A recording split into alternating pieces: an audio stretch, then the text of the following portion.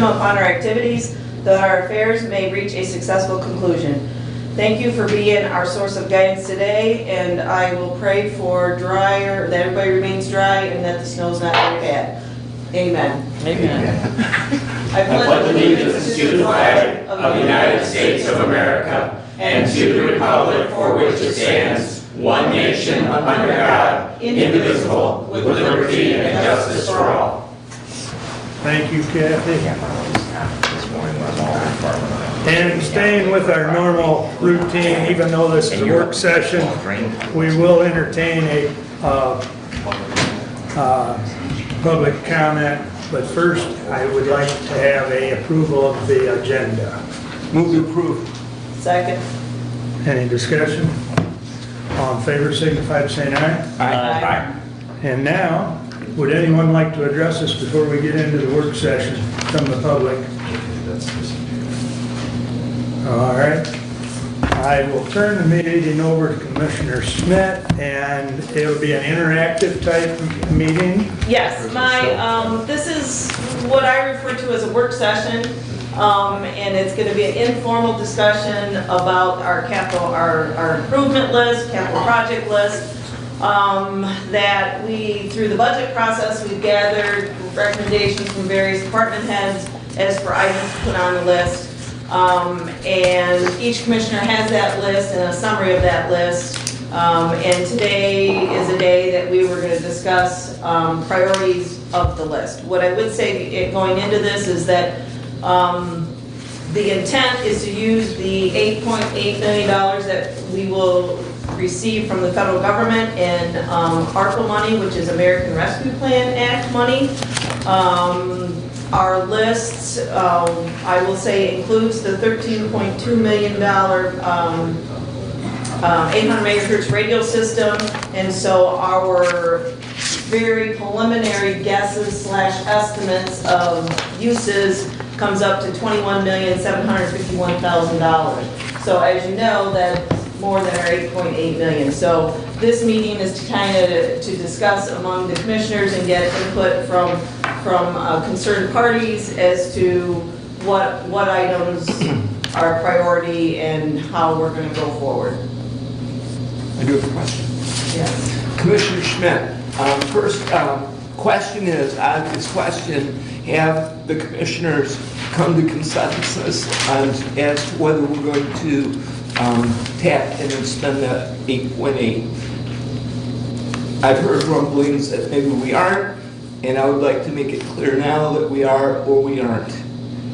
Well, if we do need to have a consensus on that, I don't know that we're not going to vote today regardless. Right. The question is whether we need a vote, an actual vote. I don't know that we need a vote. We have signed the preliminary paperwork required to receive the first half of the money, which is about $4.4 million. It's sitting in a bank account. We have not spent it yet. It's been appropriated to spend in the capital projects fund, but it is not spent. And I think this board needs to have that consensus going forward that we do plan on spending the $8.8 million as given by the federal government. So I don't know if anybody is opposed to spending that money. Jason has a question. Is this list available that you're talking about that you have and I see some other people have? I'll print some more. All right, thank you. Thank you. Not your. Do you need a copy, Jason? I would like to see one. I've got an extra one here if you want to do it on the note. Thank you, sir. You bet. So my consensus is yes. So is there any no's? I guess that's, all right. Hearing that there's not any opposition, we're going to move forward as if that we are going to spend this money. So I guess that's what I'm hearing. In light of that, again, this is an informal discussion. We can run down the list and take commissioners, I guess, concerns. The first thing on the list was AEDs for $25,965. That was the list that Commissioner Benzing submitted to the Budget Committee, AEDs throughout the county buildings. The next item was a plug figure for $4 million for restoration of the courthouse and/or an addition. And that's, again, a total plug figure. We have no idea what that's going to come back. I know we're in the process of getting a space needs study, a grant for a space needs study, get the space needs study done, and then see where we're at. If an addition were to go on the courthouse, then the annex would be sold. And again, we do not know that $4 million is going to cover that. That is just a total plug figure there. It was submitted to us, I believe, from Judge Stuyvesant, $85,000 to update the courthouse annex. That was to expand the judge's bench, shorten and deepen jury box, add at least 3 large chairs, add a screen and bar between the public and judges and attorneys, replace plastic chairs with benches or better chairs, install bulletproof glass between counter and public, replace 3 hollow doors, which I think those have been replaced, but that's all right. Replace carpet and repaint walls. The $85,000, I assume, is a guess, not a hard estimate. Again, if we were to keep the courthouse or the annex, I think that's something we would look at. I don't know that keeping the annex is where we're going yet. Kathy, do you want to hear from, I believe Laura Ray was going to speak on behalf of the courts? I think as we go through the list, if someone's here. All right. Thank you all. Yes, I did speak with Judge Lisney, and obviously I'm in constant communication with Judge Stuyvesant on priorities for the courts. The general priority would be the courthouse buildings for both courts, and obviously, as Commissioner Smith has stated, that depends on whether all 3 courts are going to be in one building. As she also indicated, a grant has been sought for a further study, and if that grant is obtained, that the service of the study will be free to the county. If all courts are going to be in one building, as I think has been presented before, we will need an addition to the main courthouse just to accommodate the size of the courtrooms that we need. Another overarching concern is security needs. Initially, as people may remember, we were not getting more security at the entrance until all courts were in one building. But just as a matter of sort of history in this, that goal has receded. So there remains a concern about security in the courthouses. When we go to other counties, you just can't get in without passing through some security. And I guess it's a concern that it's just a matter of time before we have some sort of incident take place. We would like a bailiff in each courtroom. We deeply appreciate the services of our Sheriff's Department. I just know that they have limited resources available. Another concern would be having a separate entrance for inmates. Right now, inmates are going in to the courtrooms at the same time as the general public, so read the same time as witnesses, and this is a matter of concern. So a separate entrance is sometimes called the sally port. That would be desirable. Again, Commissioner mentioned bulletproof glass for district court. I have had that suggested by some law enforcement officials. A screen or bar between the public and the judge and attorneys in district courts. Judge Stuyvesant is awfully close to the public, and as people may be aware, there has been one incident of an assaulting resisting in the public area in district courts. Also, Judge Lisney has mentioned a private entrance for the probate judge. Right now, Judge Bianchi goes up the main staircase in a way that is concerning. So something could be done about that. I would just second the additional courthouse annex needs mentioned. Better attorney meeting space would be desirable, as well as a restroom. Right now, the only restroom is kind of up. There's one in the court building, in the courtroom where there's actual court, and then there's one upstairs, which the upstairs is just kind of, it's not really open to the public, but it's possible people could go up there. There's just some concern about the security there. And Judge Lisney also mentioned that there's a potential noise problem if all 3 courts are in one building. Not that that's undesirable to have all 3 courts there, but just there might need to be some noise mediation if that were to take place. Thank you. I have a question. Yes. Do we know the status of the grant application? I believe it's pending. That's my understanding anyway. Anything else? Thank you, Laura. Anyone else from the courts? Tim, you got anything to add at this time? I don't have anything to add to what Ms. Ray said at this time, but what she mentioned is all applicable to, it's applicable to the situations. Okay. Thanks, Tim. I will mention there's some youth home improvements listed later in the list, so. Yes, thank you. All right. All right, please continue. So the next thing on the list was the county clerk, Marty Cass, asked for code file, record scanning, and record preservation for $232,000. She sent us all an email with that list of what things would cost. Dave Holcomb mentioned ceiling at the jail, network wiring and electrical, about $50,000. Cybersecurity encrypted fiber for $23,000. Honeywell system at the jail, Cobb and Annex, $43,000. I would say of that $43,000, this commission has already approved spending approximately $34,000 to get the jail controls already updated. I will say that we just said it's coming out of the capital projects fund. So just so you know that that's already been approved by this commission.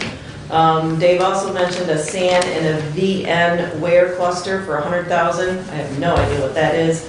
And a broadband study. He's sitting right there. I will, I'll get there. I have some more information. And a broadband study for planning commission document, $20,000. Dave. It's VM, by the way. Oh, all right. Typo. I did get some pricing on replacing our SAN, which stands for Storage Area Network. Basically, all the storage of the system is in there, and then the servers connect to that to get the data. To replace all of that cluster, the price that I got just a few weeks ago was $160,000. Prices have gone up a bit. So it's welcome to the pandemic and technology. The ceiling thing is actually in your list twice. Mike mentioned that. The sheriff had it for just the ceiling. I was all inclusive with the ceiling, electrical wiring, network wiring. There is considerable electrical wiring to be done out there. If you're going to open the ceiling up, it's time to do it. There are many problems. And I believe, not to interrupt, but I believe that's a drop ceiling. It is, but there's only about 8 to 12 inches between the drop ceiling and the concrete ceiling. Right, and I would say that in the last year's budget, there was money in the budget for him to replace some of those tiles, and he either repurposed the money or didn't spend it, I don't remember which. But what I'm saying is that this commission talked about replacing some ceiling tiles out there, and so, and if we're going to replace ceiling tiles out there, the time is then to rewire the network and the electrical out there. Is the $50,000 enough with the increased cost and cabling and copper? That's a good question. I don't have a good answer for it, but I'm guessing that we should probably add at least 10 grand to it. I asked that, I just talked with Dave Cleveland on Monday night at Pittsburgh Township meeting, Yeah. and he said their cost of fiber optic in the last year has more than doubled. Fiber stuff has doubled. Copper hasn't seen quite the increases, but the fiber's all glass, and unfortunately, most fiber is made in another country rather than here. And supply chain has driven the price right to the roof. Well, that and when the federal government's throwing many billions of dollars towards all this additional fiber optic infrastructure upgrades, supply and demand. Definitely comes into play. In addition to that, you're talking the ceiling tile and what have you. Right now, you can't get a quote for more than 2 weeks. That's how volatile everything is. Refresh my memory on that broadband study. There was one done how long ago? There wasn't one countywide done ever, to my knowledge. There were some put-together things, but a true study to the level that we need to have has not been done ever that I'm aware of. There's Because there's data out there that I know that Walter yeah, Communication and DMCI are using in their yeah, application for the e-reconnect grant and loan applications. and that data is all based on census blocks, such that the large telephone companies, such as AT&T, Verizon, T-Mobile, if they have one person that they service at the proper speeds in that entire census block, it counts as the whole census block being covered. But the topology may be such that only that one person can get it in the entire census block. So they are very flawed. Almost everybody in the state who has had one of these good ones done have found multiple errors using the census data. Dave, Yeah. looking back at the SAN and VMware, have you looked at cost comparisons with a cloud-based solution versus a physical solution? Yes, but we are never going to get completely away from having something here. We can stick stuff in the cloud, but we then need to be very cognizant that we have to accept extremely higher risks. Cloud is not secure to the level of having it physically in there. I don't care what they say. In my opinion, it never will be until we get over the hump of the big companies wanting to make money.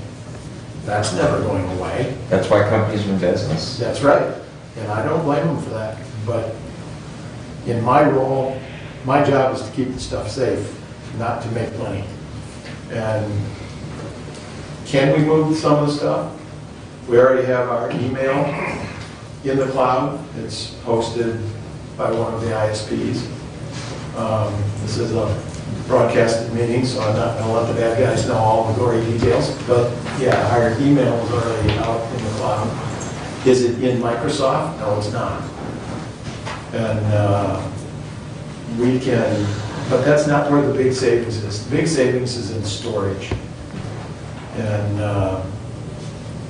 Bambi and I have looked at during her look at the changing vendors, which you may all be aware. We've talked to them about just having them hosted, but right now, there is not contract language that we ever get back in a format we could move it somewhere else. And that language has got to be in the contract. And so we're working on that. But I still think that we should keep a copy of all our data here, rather than just hand it over to the other companies. The only problem I see is making a significant capital investment in physical storage, because we're always going to be chasing technology, and so all you're doing is simply, if we invest in physical storage here, all we are doing is tying some future board of commissioners to a comparable reinvestment in that technology, or making a decision to move to cloud-based. And since, just from what I do, that it has moved off pretty much in general, off premises into the cloud. And that is normative today, and I understand your concern, I really do, but the security issues and the redundancy issues of that information, I mean, Danny's been doing that in 3 different locations forever with these data. So, but we have redundancy. Yes. And then we've been doing that forever. So, you know, the idea of making a physical, I'm just a little bit concerned about the idea that we spend what, you know, a pretty good chunk of money, and that, you know, 6 years from now, because technology-wise, we're always going to be chasing technology. And 6 years from now, we're basically signing up, if we spend the money for physical storage here, we're just signing some future board of commissioners up for a similar expense, or possibly higher in the future. But with cloud storage, there's gonna be a maintenance fee for it anyway. Oh, yeah. So it's not like it's free. No, it's not free. My point is, though, we don't have to replace, somebody else is going to be obligated to replace the physical infrastructure. That cost is going to be in what we pay for storage, but at least we're not going to have to do the updating on it. One of the things that everyone needs to get used to if we make the move to cloud is that you no longer have the CapEx cost. It becomes an OpEx cost, and that's going to require many thousands of dollars additional every year out of the budget. Now, can we move? Sure, but understand we may have to go to $20,000 to $30,000 additional cost a year that's going to have to be added to the IT budget just to cover that. And that's going to be an ongoing cost forever. And $30,000 times 6 years is $180,000. And so it's $160 to have our own. When's the last time you replaced that sand network?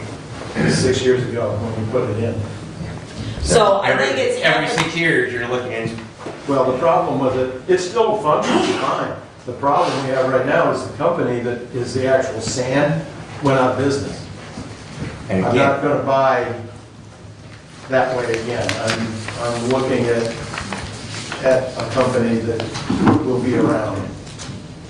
But, you know, you go with the big boys, HP, Dell, something like that, they're not going to get rid of the sand business. Are the ones that come up and give you really good prices? We're back to the issue of, do you bid it out and take the low bid, or do you take something that you know is going to be around for 10 years? The 3 servers that are running in the system right now have been there for 10 years. It's only the sand that's been there for 6. The sand isn't made anymore. We can't even do updates to it. So it's, they sold it off and then shut down the manufacturer. So it's a problem. But we certainly can look at that. And I've got some pricing from US Signal on cloud storage. I thought it certainly was competitive, but is it as cheap as what we can do? Probably not. But it is off-site. And that's where my goal was, to get us into the backups off-site, so that we have an air gap. That's one of our other issues. Our air gap is not sufficient right now. If we did get ransomware into the system, it's going to take us a lot longer to recover because we don't have the backups off-site the way I want them. Other question? All right, moving on.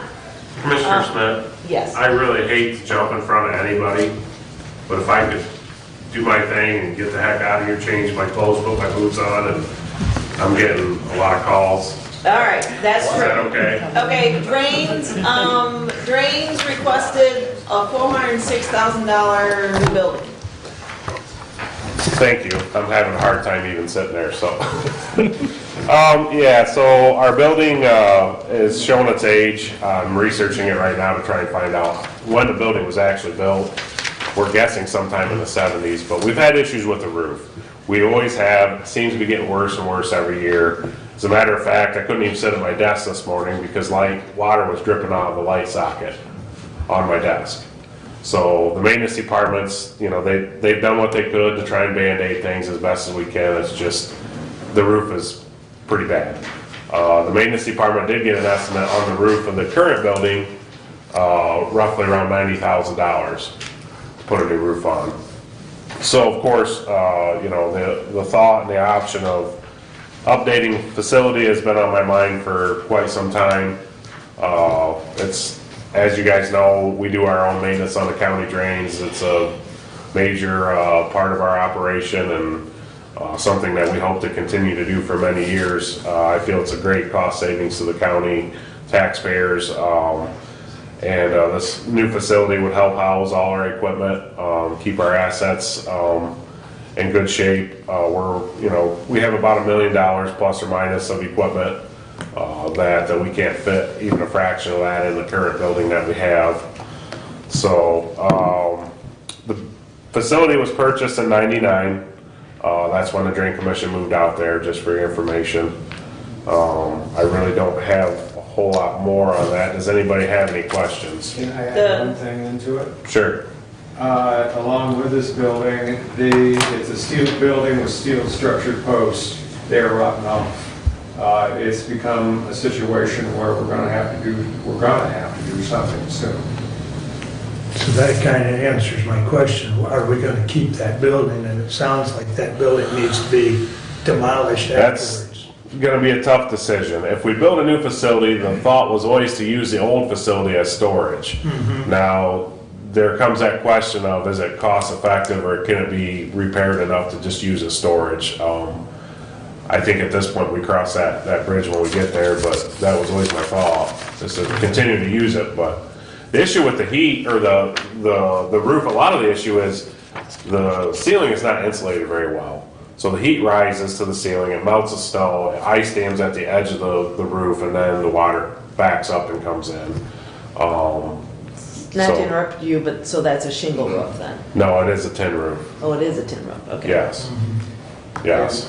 Years of that ice building up and them taking it off, now we have this bow just before you hit the end of the eaves, and that just backs up the water right there. And every year I just did it last week, Rob lifted me up with the basket and I chipped all the ice along the whole edge of both sides of the building so the water could run.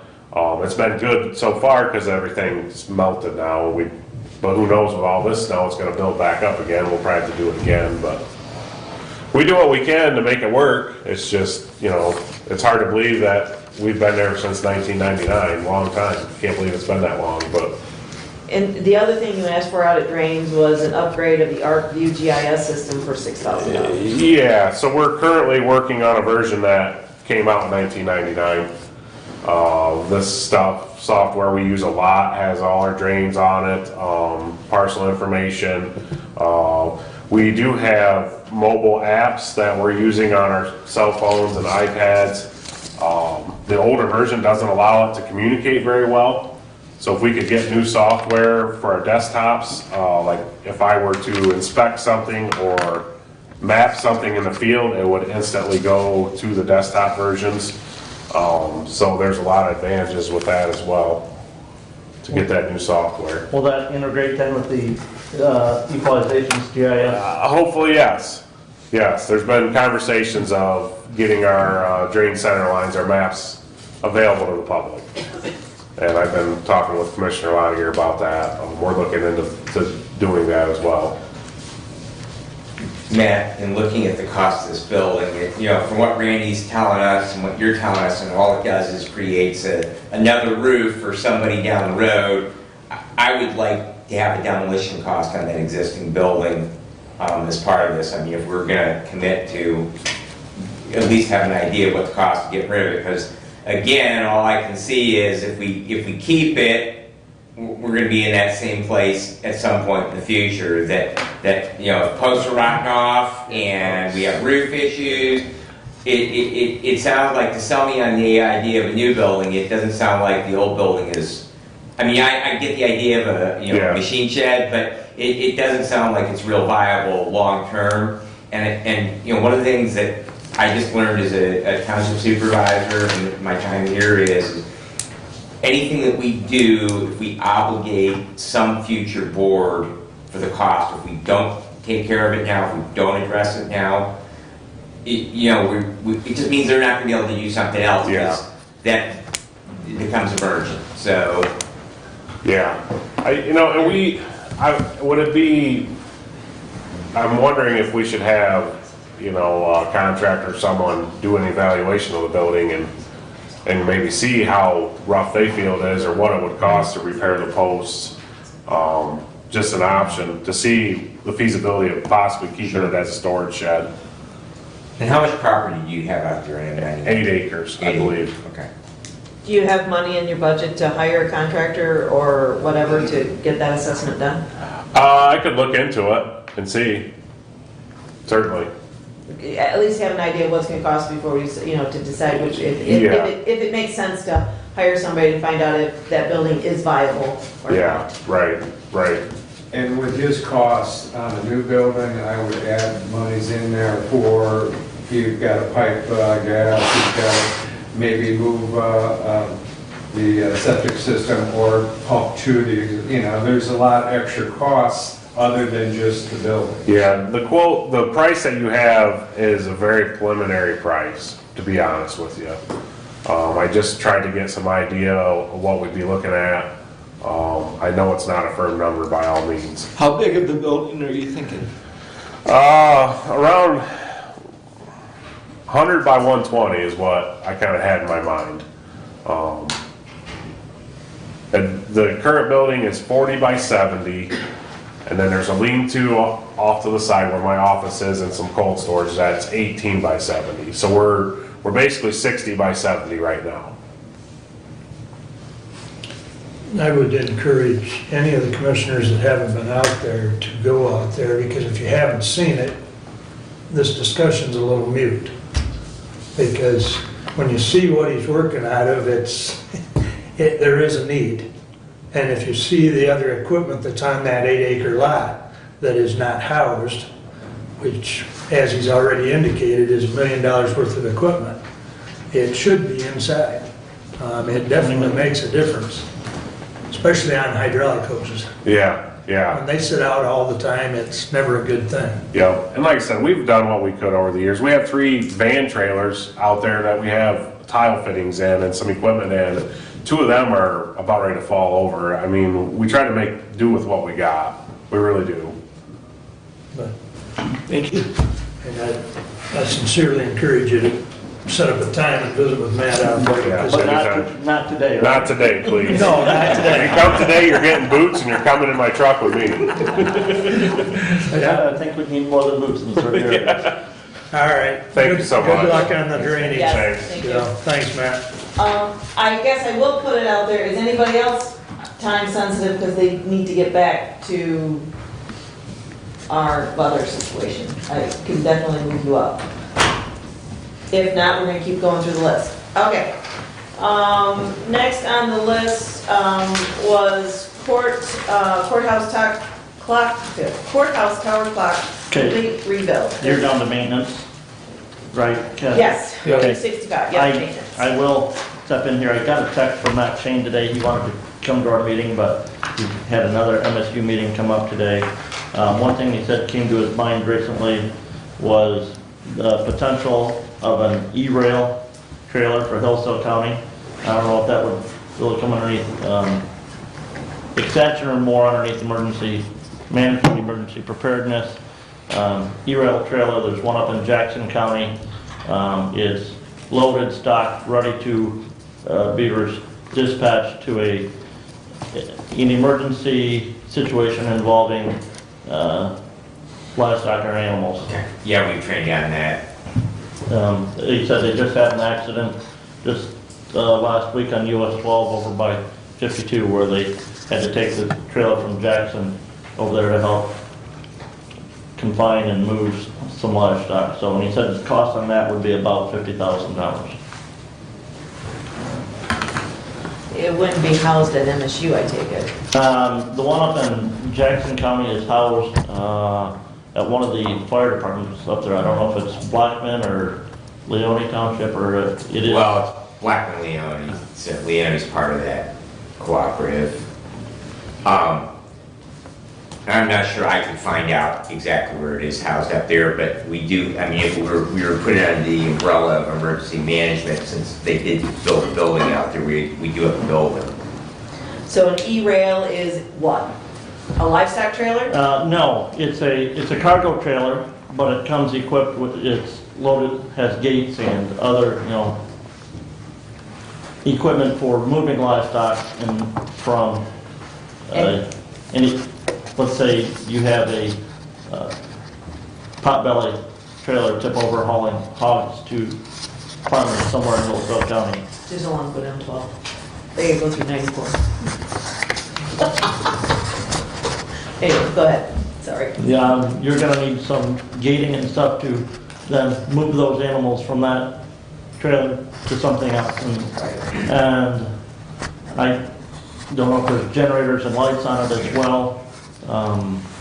So Jackson County has one, does Branch County have one?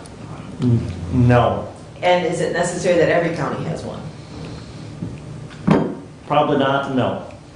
Okay, so we can add it to the list. I forget how, right, we can add it to the Right, list, so. all right, we'll Yes, add it that to we the add list. that. Yeah. And it's a E-rail trailer? Is that what it's Yes. called? Okay. And that's about $50,000. That's why we've got the mounted patrol. We don't need the E-rail mounted patrol. Okay.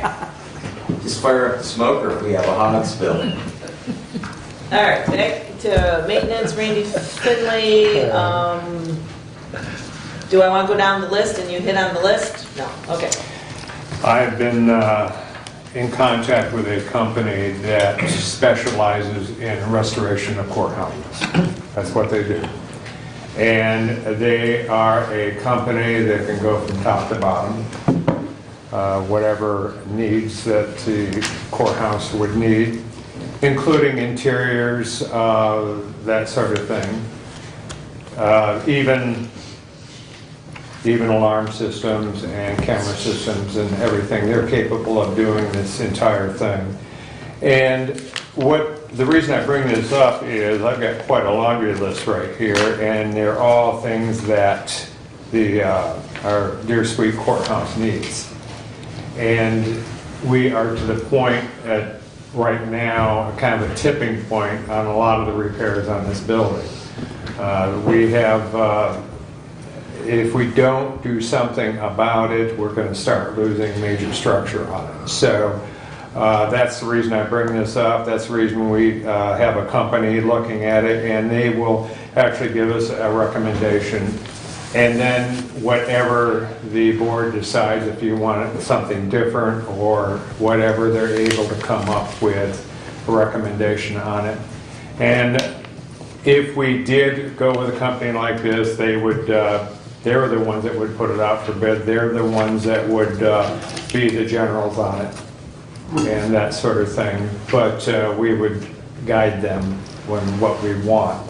So the reason the reason I bring it up is when you do it all under one umbrella like that, it's cheaper. So Is this, as you look, I'm sorry. did they work with Lenawee County on their courthouse restoration, or is that a different from the one? Which one was he talking about they were on right now?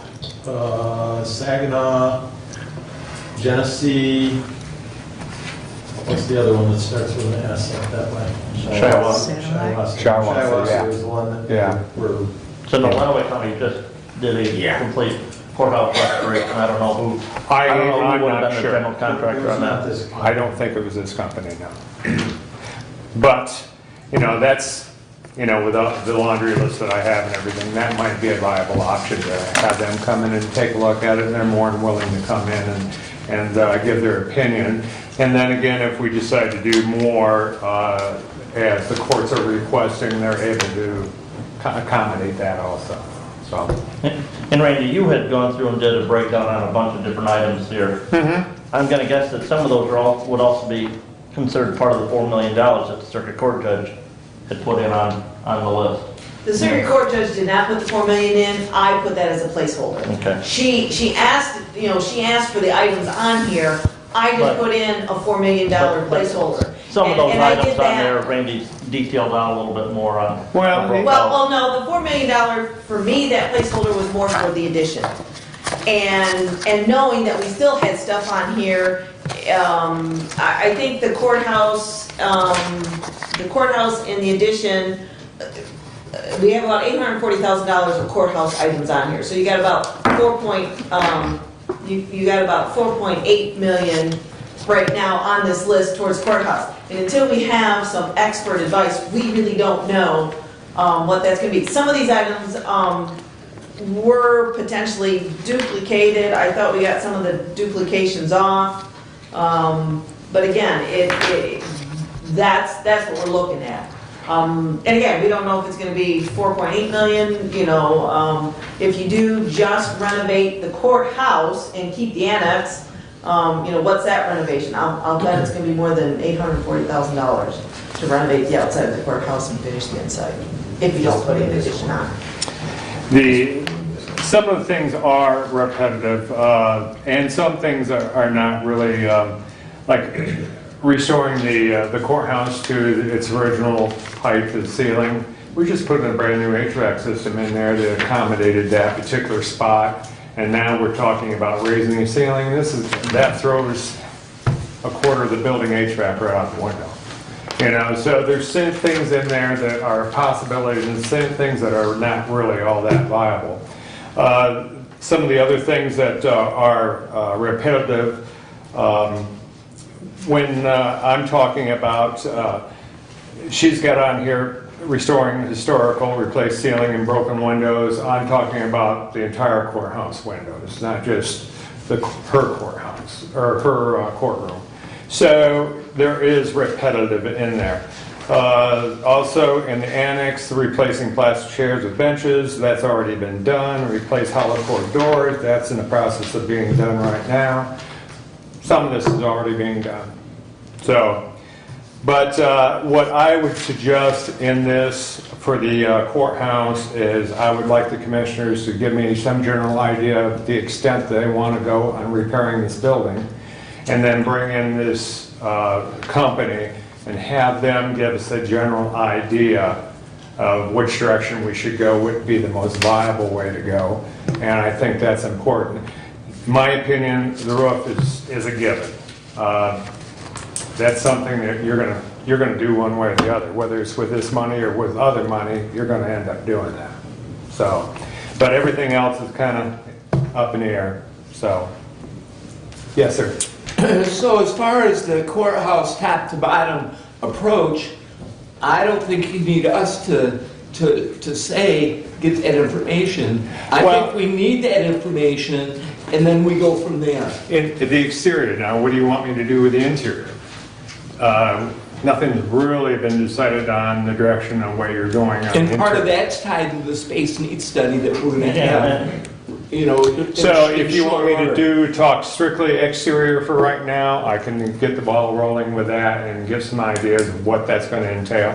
Yes, I would say sooner rather than later is better. Absolutely. And we get the top to bottom concept, which we so far have been talking just mostly about the roof, but now we're talking about more of a complete, You know, I haven't been up to the crow's nest in probably about 7-8 years by design. I don't want to go up there very often. But when you get up there, and everything, you know, it could be totally routed up there. And there again, that's a specialized company that you need to come in and take care of that. right, I would get that ball rolling. Okay. All right. One question I would have, I know we had some engineers from Saginaw come down and gave us an estimate to do that study. I think they're the ones that worked on the elevator shaft addition. Are they a restoration company? Is that one that we should be talking to as well? I don't know. I don't think they specialize into it as far as the restoration. I think they were more into additions, redoing the interior, but as far as the whole top to bottom, you know. They're an architectural firm, the Okay. one you're referring to. Okay. The company that Randy talked to, and I got sucked into that meeting. They're a general contractor. So they hire all the subs and everything, and they put the program together. So you're kind of dealing with two different functions. I specifically asked the question, and Randy looked at me like, good question.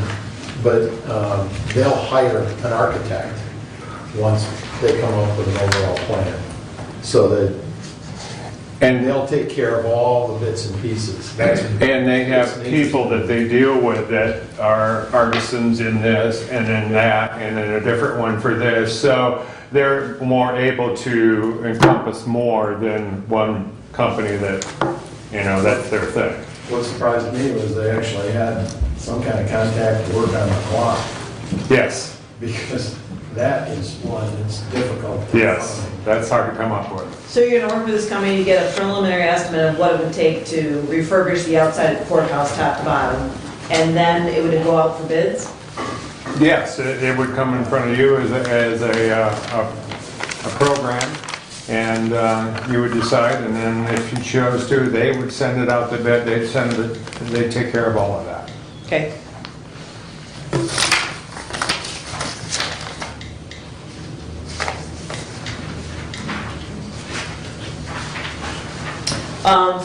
So for those who don't have the list, what was on the list was the $30,000 for the clock tower complete rebuild, $50,000 to paint the upper levels and the tower, $300,000 to replace windows, $10,000 to repair and paint windows and sills. I would assume if to replace windows, that one wouldn't be done. So those were the specific items listed. So then we go to, and then the courthouse, the new steel roof was put on there at $450,000. And again, that's, we have one quote, but that's still in process. We're still getting more information. Yes, and to be determined on exactly what we put up there. Okay, all right.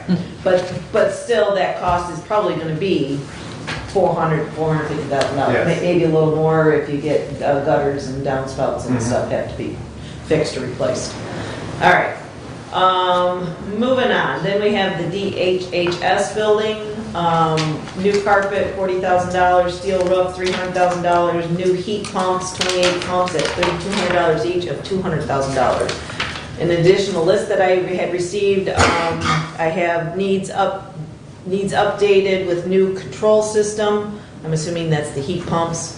And the south parking lot needs resurfaced.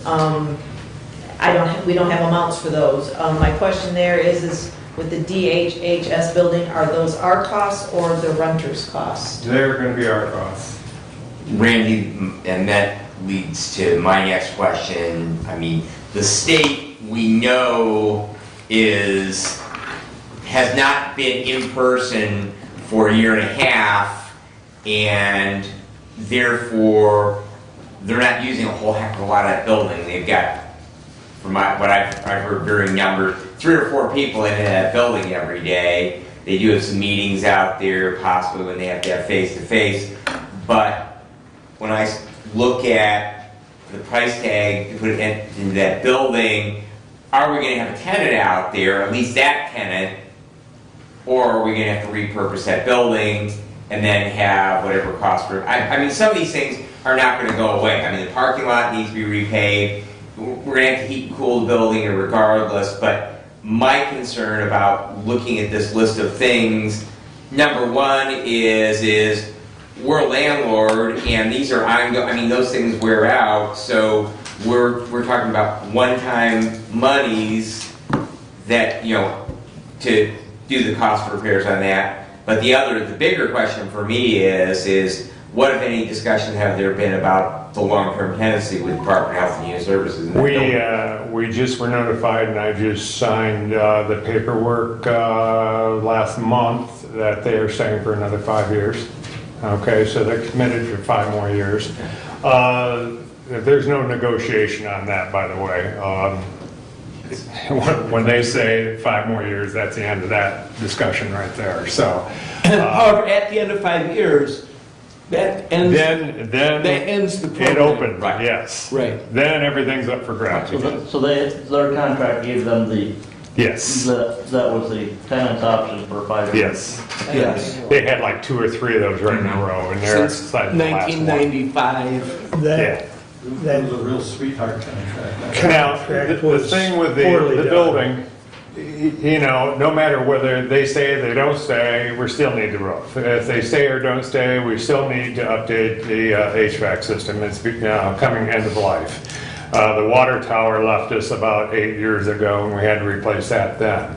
So, you know, this is all getting to be pretty old equipment. The south parking lot, we still need to do something with it, whether they stay or they don't stay. So, you know, most of this stuff is just general maintenance that when you own a building, you would do that. And right now, they're gonna stay for at least 5 years, so you gotta do something with the parking lot. Exactly. Yep. I'm held, by the way, I'm held under contract to do something with the parking lots every so often. Yeah, the contract actually has the parking lot in it, Right. as well as some other items. Yeah, we're just now finishing up on the repainting of the interior. We're required to do that every 5 years, that sort of Right, thing. and the carpet's even in the contract. Yes, yes. So, you know, whether we keep it, whether we don't keep it, whether they stay or don't stay, these are all expenses to the building itself. And we have kind of verbally made a commitment to Integro that if we had space open up. Possibly, yes, possibly they come So, back. you know, if that building became a situation where we had some space, we do have somebody kind of waiting in the wing. Integro is, Is, who's Who's Integro? the company? they're a provider with, that Lifeways works with. It was one of their subcontractors Right, that Which were, they have that space was in the Lifeways building. Yeah, or did have. did have. Did have, okay. They were moved out because Lifeways wanted to expand that second floor. Go Yes. ahead, Doug. So, as landlord, we've been receiving rent for that DHS building. So some of the maintenance fees are natural expenses that you pay over the course of time that would be, you know, rent money, so to speak, other than this money. Okay, so we'll move on to the front of the court building. We have on the list $200,000 for a new HVAC system and $20,000 for carpet. I would say that carpet had been in the capital budget before, but was not put in, so that's not a new item. And then the elevator in the front of the court building needs to be either repaired or disabled. Bathroom needs updating. Those two items came off the list with no monies attached to it. The elevator, if we disable it, runs between 6,000 and 7,000. If we keep it and upgrade it for future use, we're talking 100,000. How long would that elevator last with a $100,000 upgrade? With regular maintenance schedule. That's a good question. I'm not into that line of work. I would assume we'd get another decade out of it, no problem. What's the annual maintenance contract on that elevator, Randy? Normally, you look around 1,500 to 2,000 a year.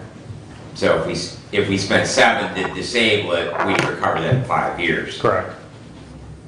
And if we disabled it, I would do a sidewalk coming off from the other parking lot on the other side of the building, and people could come in that door for, you know, if they had a Right. disability, we could bring them in that way. Okay. So, Commissioner John Paul, I think, is on the WebEx. I don't know if he wants to speak. John Hall?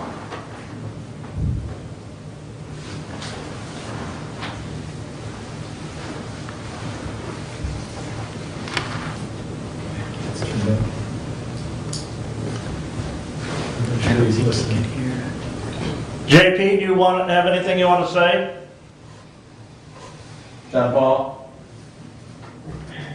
Yeah, there we go. Yeah. I'm sorry, I had some audio problems and I had to disconnect, so I missed the question.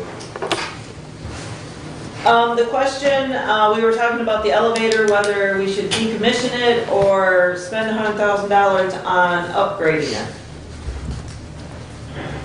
I think it would probably be more prudent just to decommission it at this time and spend the money to revamp the bottom entrance for the bottom floor in case we need handicap access to the bottom floor. That's my personal opinion, because even when we had the elevator, we hardly ever used it. And when they would use it for the public, it would be to go down and visit with the enforcement workers, and we're no longer allowing that. The enforcement workers will come up and use the new conference room on the top level. Thank you.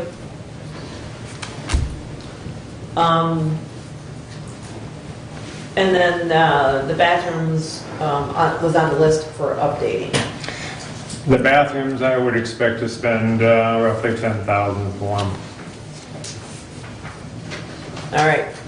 And I would think the bathrooms would be a very high priority. We are a government building that's open to the public, and I think we should have an available restroom that looks good, and there's certainly room to make it handicap accessible. Are they not handicap accessible? They are not. So that would be the reason for doing them then. But the doorways are not, 36 inches? yeah, we're talking we'd have to open doorways up and. So they would still not be handicap accessible if we updated them? That's correct, but the building's not accessible anyway, so But what if we have an employee? that's a different situation. See, that's when we talk about this KP's comments about, well, if the workers come upstairs and use the conference room, whether the building's accessible or not, doesn't matter squat. What matters is if we have an employee that needs a reasonable accommodation, which we are required under ADA to do, anything that we do, not just in that building, but any of these buildings, we have to look at it not from the standpoint the public might come in, but that we might have an employee that needs it. That can be done, but I would, to be on the safe side, by the time you added everything in, I would double the cost, probably 20,000 up For the there. bathroom? Yeah. And you don't think just paint out there in the bathrooms and, because the fixtures are not broken out there. If I remember right, when I was out there visiting, fixtures were not No, broken. the fixtures are not broken, no. But, once I'm in it, we're gonna upgrade. Okay. Then if we're done with the front of the court, we're gonna move on to the Lifeways building. Lifeways parking lot, $65,000. Self-explanatory. What did we just Moving on. spend on what did we just spend on, The lower one. The upper versus lower. It was 40. 4,000. 40. now, does this include that back parking area, where the basketball court is? No, I'm not figuring in that at all. I'm just figuring the main, their lot up there is slightly larger, and you're gonna have to go a little bit thicker in the main part because we have garbage trucks that roll in there and roll out, so that's, gets heavier use, so we gotta go thicker there. We are going to recover the cost, though, over a few years of what we spent down below. So, I mean, just thinking big picture, that's dollars. I that we am could looking utilize. through the lease, I was looking through the lease this morning, trying to bring up whether we pay for it or they pay for it, and I haven't come up with a 100% answer on that yet. Derek, did you have a chance to look? You're talking on the Lifeways. Yeah, it's on the Lifeways. The verbiage in that, when I saw, I'm gonna have to scratch my head and reread it again. I'm not 100% sure if that's our cost or not. I'm referring more to with our lease with South Central Michigan Works, says they're going to pay for it. Correct. We're going to start seeing the revenue to repay what We already have, I bill every month for that. Okay, so, yeah. So I'm just looking at, we already spent money for the lower parking lot, now we're getting money back for that, we're getting paid back for it, so we allocate those dollars to do the upper parking lot. Correct. Absolutely. Are those funds going into the capital projects fund, Derek? Not currently, They're just going into the general fund? I assume. Right, so they're And that not, would be my concern, that they're we, not- you know, they get lost in the sauce. well, Am but I off they're, on the bathrooms very far? Depends if you're requesting all the fixtures or not. I might be a little low on the bathroom. it costs $20,000 without replacing fixtures? No, that would cover the Okay. new fixtures. Okay. I mean, I know things are expensive, but I would hope that include that with more than paints and floor, but anyway. But not commercial, they're not, residential toilets are in there, you know, like commercial toilets, it's always more money. More money for commercial. Absolutely. And you want high grade, yeah. Well, and that's why I say the stuff that's there is not chipped or broken, so I have a hard time replacing it because what you replace it with doesn't have to be better. But when we do a handicapped stall and everything, we're ripping stuff out and, you know, Right, that, gotta that- make things wider and that Okay. means new stalls and everything. So Okay. there's added cost when we talk that. All right, okay. So as for the parking lot, I understand what you're saying, Commissioner Benzing, but I would also, that was a repayment for funds that we already spent out of the capital projects fund, so I don't know that those dollars covered this parking lot, per se. So, again, we're kind of half dozen, one-sixth another. Yeah, here, there's a question. Yes, With that rent and any of the rent that the other buildings generate, if the board wants those to go directly to a capital improvement fund, it kind of needs to make that decision. In the past, you know, we've put together budgets where, you know, we were funding the capital improvement fund, you know, X amount of dollars, 50,000, I think one year we had 75 in there, to go towards capital improvement funds, which you could argue would be because of some of those rents. But then when it comes time to pass the budget, you know, people got cut or didn't like this or didn't like that. And where do we take it from? The dollars we were allocating to capital improvement funds.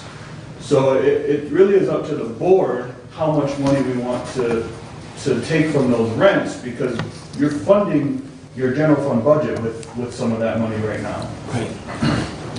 and I would say after this ARPA money is allocated and spent, there should be serious conversation about allocating a percentage of the rent to the capital projects fund, not to be reallocated for other purposes. I mean, I think they're in part of the budget process, that discussion should be had and presented to the board. And if I can just add to that, I've taken, you know, some well-meaning but kind of warm criticism from some of my townships when we're talking about doing some things with the ARP money is why haven't you been putting money aside for these capital improvements all along? And that goes back to my comments. We're obligating some board, and some board 6 years or 10 years or 20 years ago obligated this board to stuff that they didn't plan for. So I'm in complete agreement with what Derek's saying, that if we're going to take this money, we need to, so we're not worried about where we're going to come up with $35,000 to repave a parking lot next time the South Central Michigan Works or whoever it is the lease be down in that building needs a new parking lot 10 years or 20 years or whatever from now, that we have money from those rents because we're a landlord. And we can't just expect to dip into the general fund every time we need a capital improvement. Some of those monies from the buildings that we derive rent from needs to go into a fund that can't be used for anything other than fixing those buildings.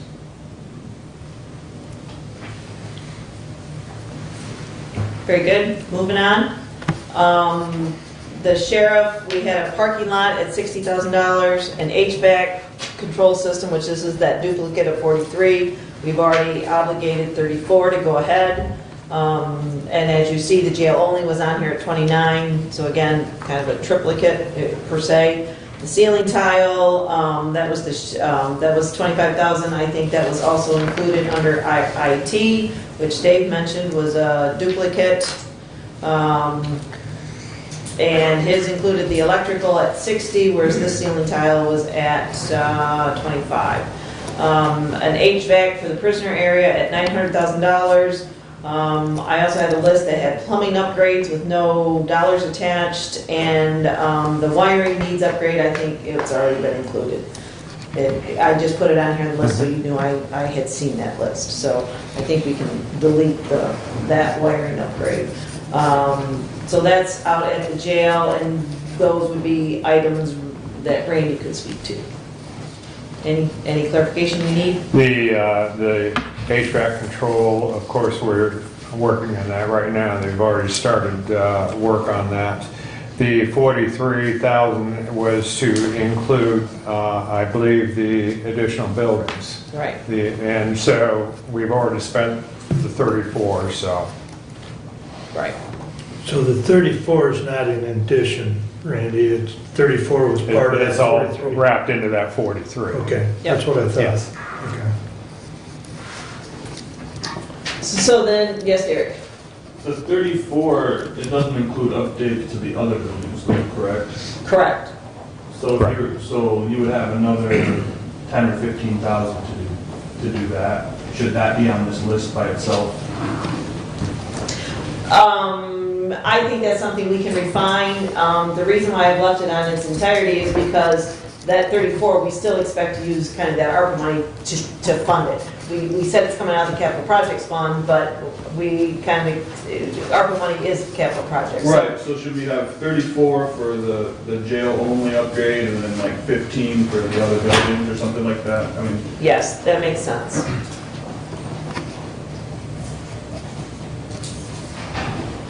We can make that change.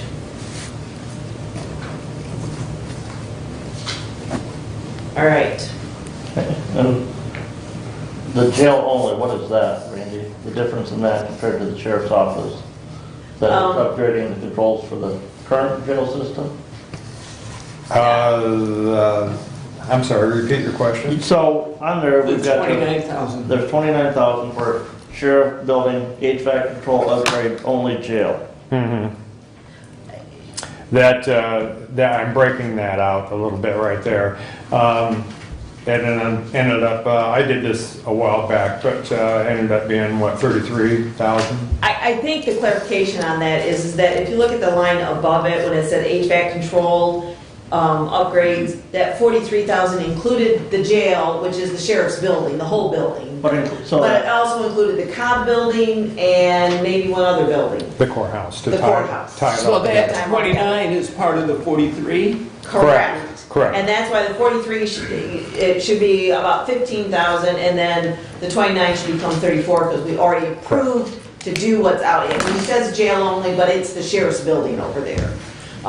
When he does talk about the HVAC for the prisoner area, that is specifically for the prisoner area. Correct.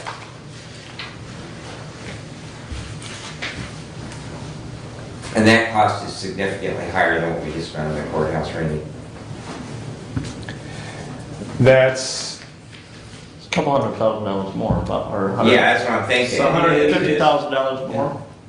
well, it just depends on the climate right now. I mean, You can bid it, but you can't I'm get it. taking a wild guess, Yeah.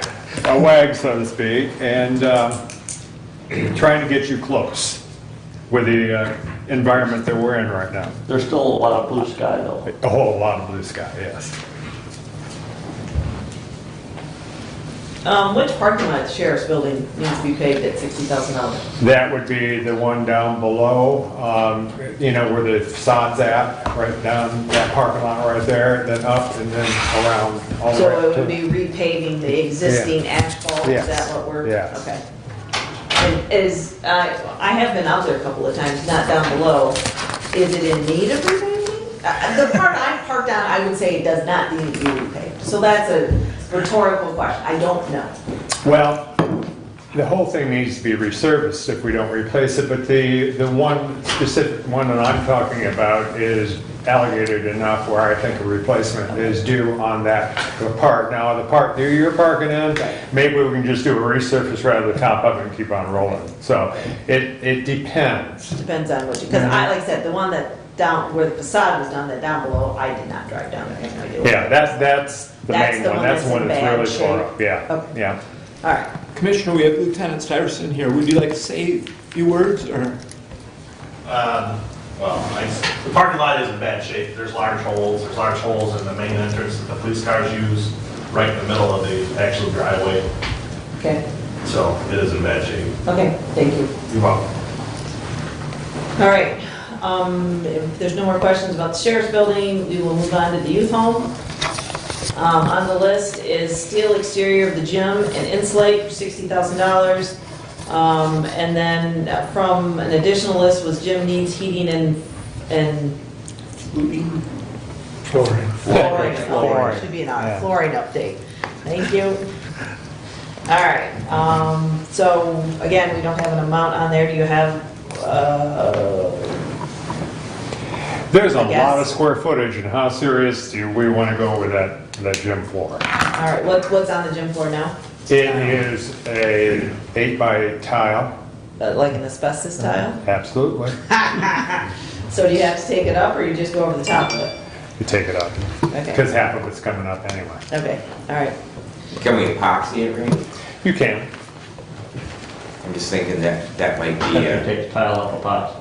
You can put it, you can put it back down. I think it's just a Band-Aid, but yeah. No, I mean, take up the tile. Oh, and- yeah. and Oh, yeah. epoxy- seal it Yeah. with epoxy and Sure. not look bad. Sure. I mean, someday it'll wear out, but it'll be a long time before. It'll wear out. But you're talking a lot of prep work, and so it's going to be considerable cost to that. It's probably cheaper than putting in tile again or anything like that, but it'd be a considerable cost. Now, I haven't did the square footage in there yet, so this is just kind of a pie in the sky type thing, but it'll be considerable. Have we solved the cracks in the blocks that you can see daylight through? Has that been sealed, tuck pointed, whatever, or do we still have that issue? I would, I've looked out those blocks over, and I would just caulk them. Okay. And then that's what the outside steel would have taken care of, as far as, birds making holes in the block, and I don't know if you've been out there, but in the spring, there's quite a family that lives there. So you have that, and then, of course, you have daylight where the tuck point is eventually. Right. So- And the reason why my questions for all of that is, I don't know when the gym was built in relation to the youth home. The youth home's been there more than a day. And going back to, Matt's discussion about his building, has that building reached its usable life, and are we, and that's why, my I question about think we're this. still in real good shape. John, what's your opinion of that block? It just needs to be covered with steel. Yeah, that's what I'm thinking, and we're good. Okay. I'm just, like I say, I'm just thinking big picture. He didn't know he was Tim, gonna. Tim, do you have any comment?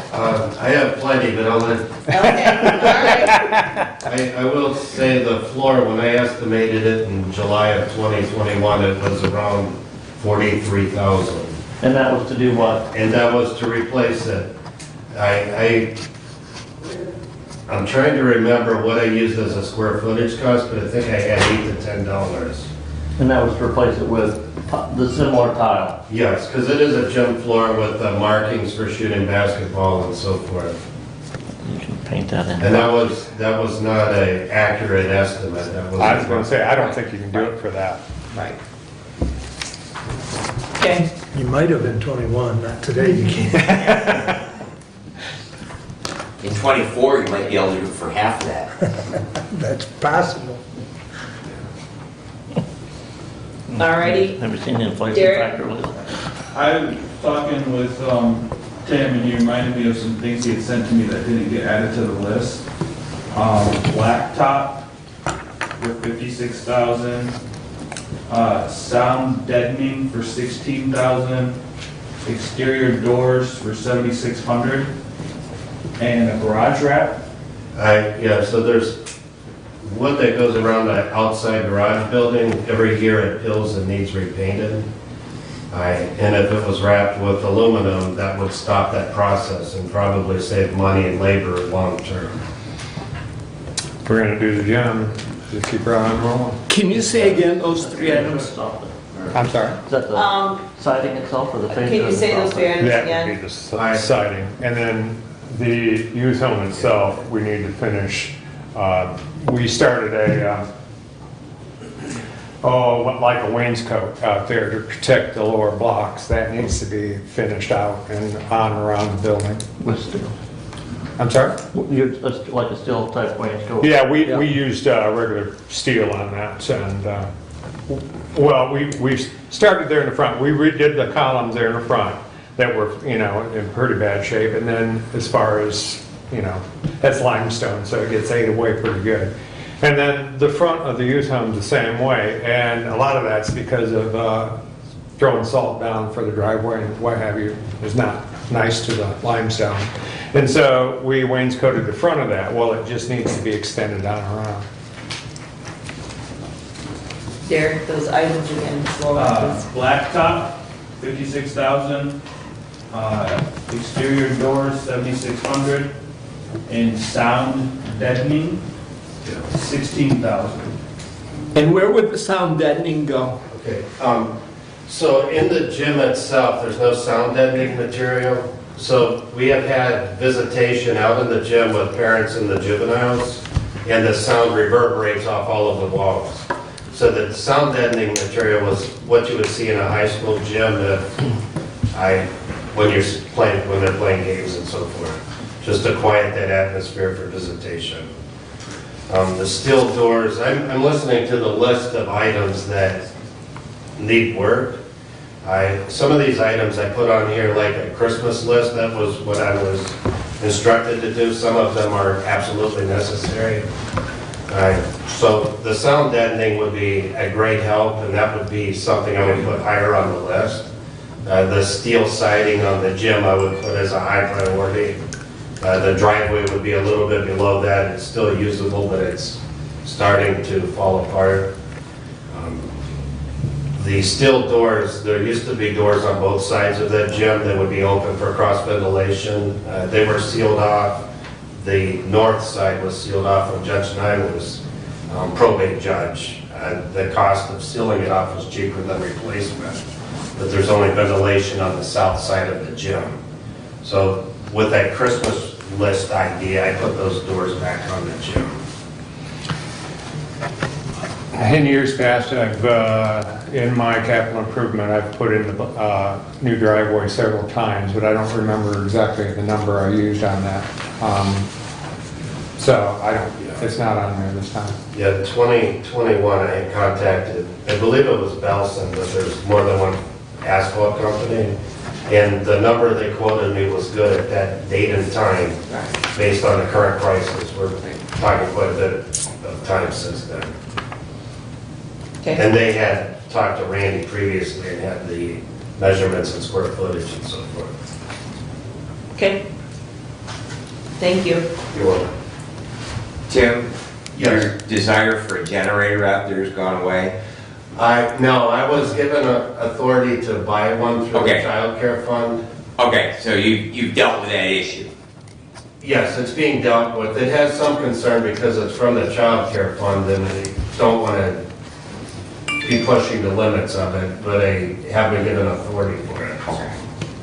Thank you. You're welcome. All right, moving on, the Cobb building needs a camera system, security system for $45,000.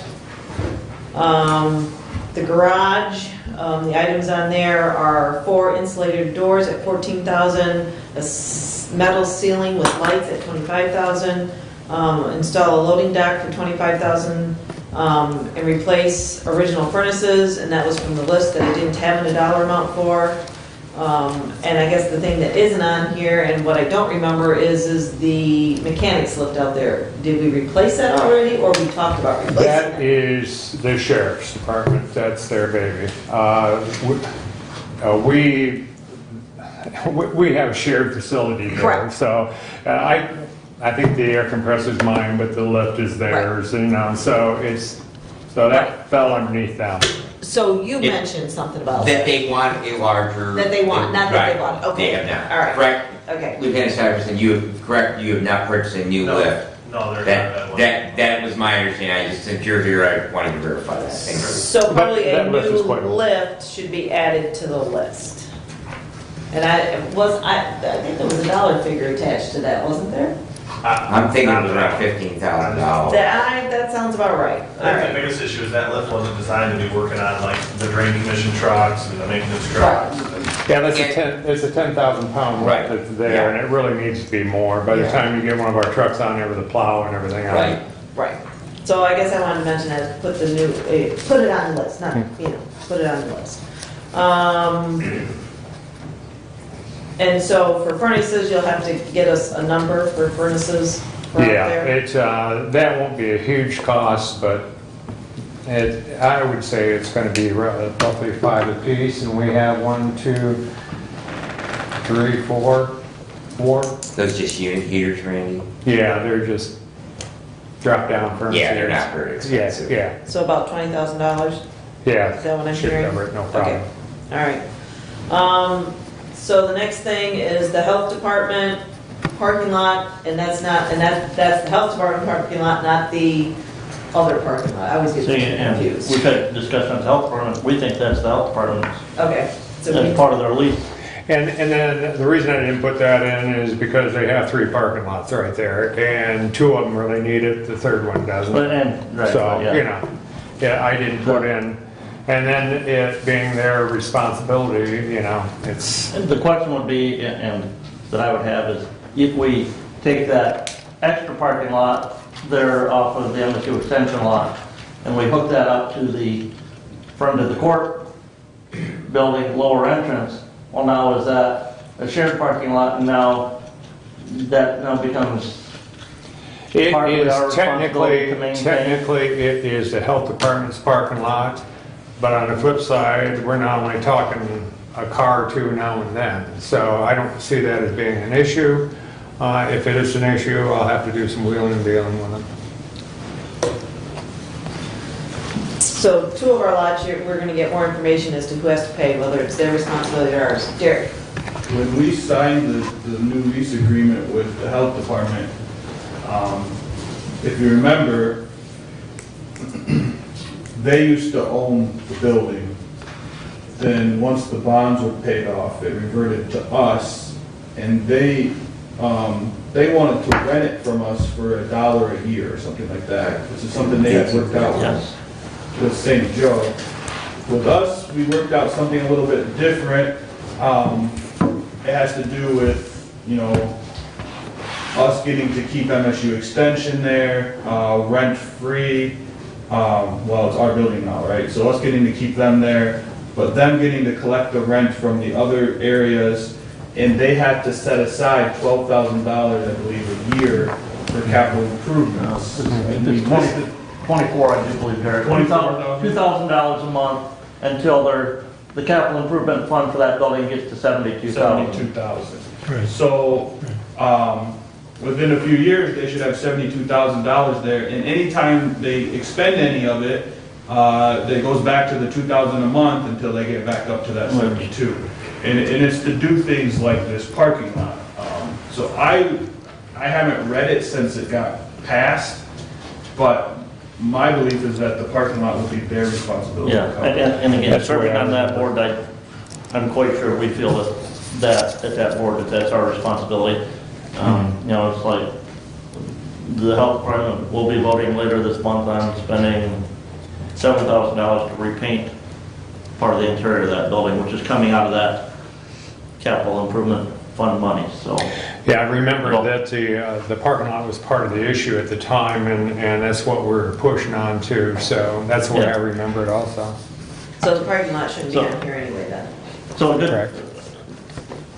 fairly odd chance if they ever get to $72,000 set aside in that fund account, so they're not setting money aside every month for building maintenance there. So, Well, especially if they go ahead and start repaving the parking lots. yeah. Sounds to me like they need to do one a year. Okay. So, but that's their problem, is what I'm hearing. Keep in mind, it's still our building, so I still think there's some duty on us to make sure they do the maintenance that needs to be done, so it's good to be on the radar, but it's theirs to pay for. So is that something that the commissioner that sits on that board in communication with Randy to make sure that stuff happens? Is that the path?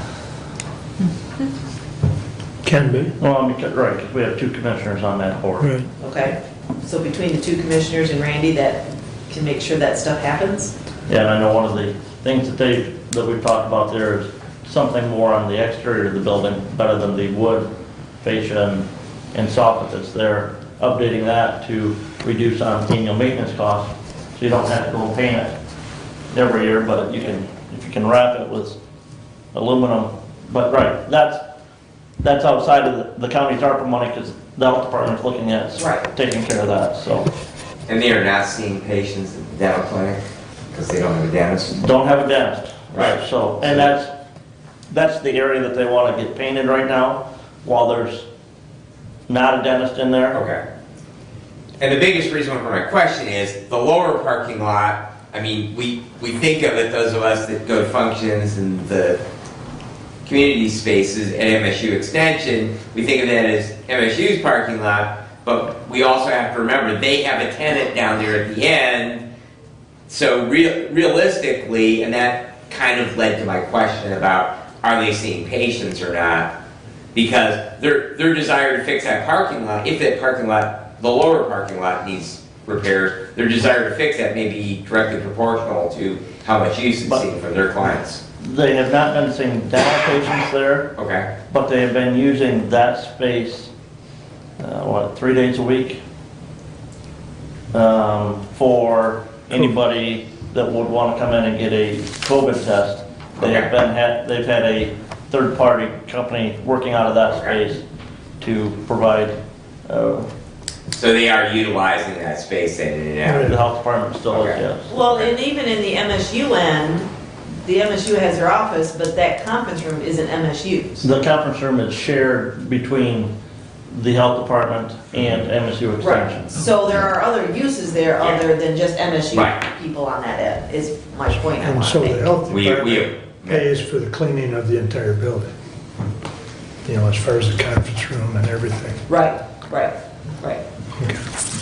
Well, my point is even in that parking lot, MSU actually has a small footprint down there in that bottom. Right, but that lease agreement, that building is the health department's responsibility for maintenance. Right.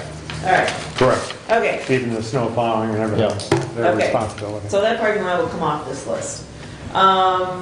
Next item on the list was from the Register of Deeds, implementation of a quick link full access solution for the track book and simple search images profile for $27,250. Don't see Bambi here. All right. We talked about Matt stuff, and then the sheriff had his list. He has a new building, operational accountability and safety service garage, new garage built at the sheriff's office, $75,000. Fence around the perimeter of the sheriff's office for $29,252. Ceiling tiles and lights, $9,000. I think that would be incorporated in the other ceiling tiles we talked about. So that's it for the sheriff's department. Anybody here want to comment on those, or we're good? We're good, okay. Oh, come on. Okay, not a problem, I just want to make sure you have your opportunity. Yes? I mean, I don't know how aware of the board is on the reason for the new building.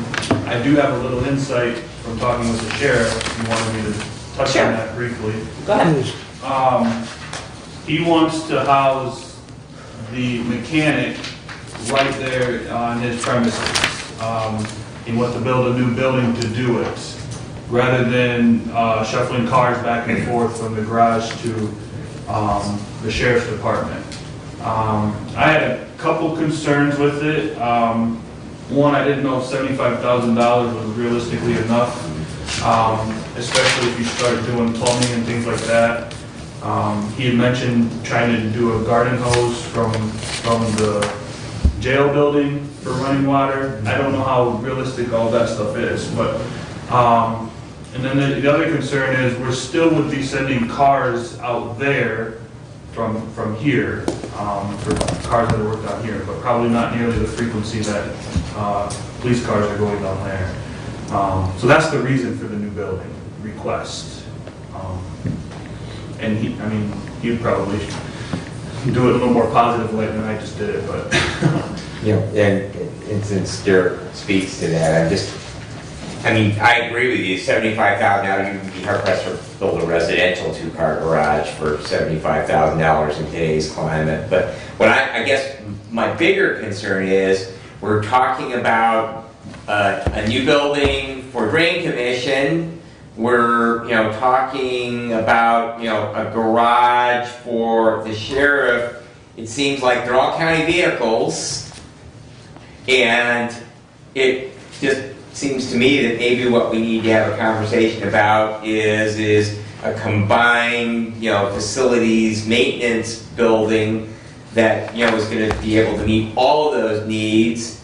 And maybe the location, I know Matt's got his, yard out there, but maybe that's not necessarily the best location where we're at right. If we're going to build a new building, that we talk about either property that we already have up in the Kier Drive complex, or we look at, some of the vacant land that's in the industrial park, which I know now belongs to a private individual rather than the city of Hillsdale. But it just seems to me that we're adding a bunch of roofs, and if we have one common facility that we could do all these things in, we're still going to have the issue with shuttling vehicles, no matter where it's at, because if we need to maintain more than just Drain Commission vehicles, more than just sheriff's vehicles, we have a lot of vehicles for county. Randy's got a bunch of them, and Matt's got a bunch of them, and we have the county car, and so consequently, it just seems to me one facility would make a lot more sense. And I would agree with that 100%. The only thing that I would question is when you start bringing Matt, like his big excavators in on a truck on Kier Drive. I don't think Kier Drive can handle that. I get your point. Yeah. So, it just seems to me that, you're building down here. I remember when the wind killed the roof parts of the back, and we, we bought that building or got that building, after the road commission built a new maintenance garage, and it just, in looking long-sighted, and if we're going to start spending big chunks of money, it just seems to me consolidating these things into one location and one roof with one cost to heat and one roof to maintain and all those other things, it just makes a lot more sense. Maybe we need to start maybe thinking about where a better location might be for all of it.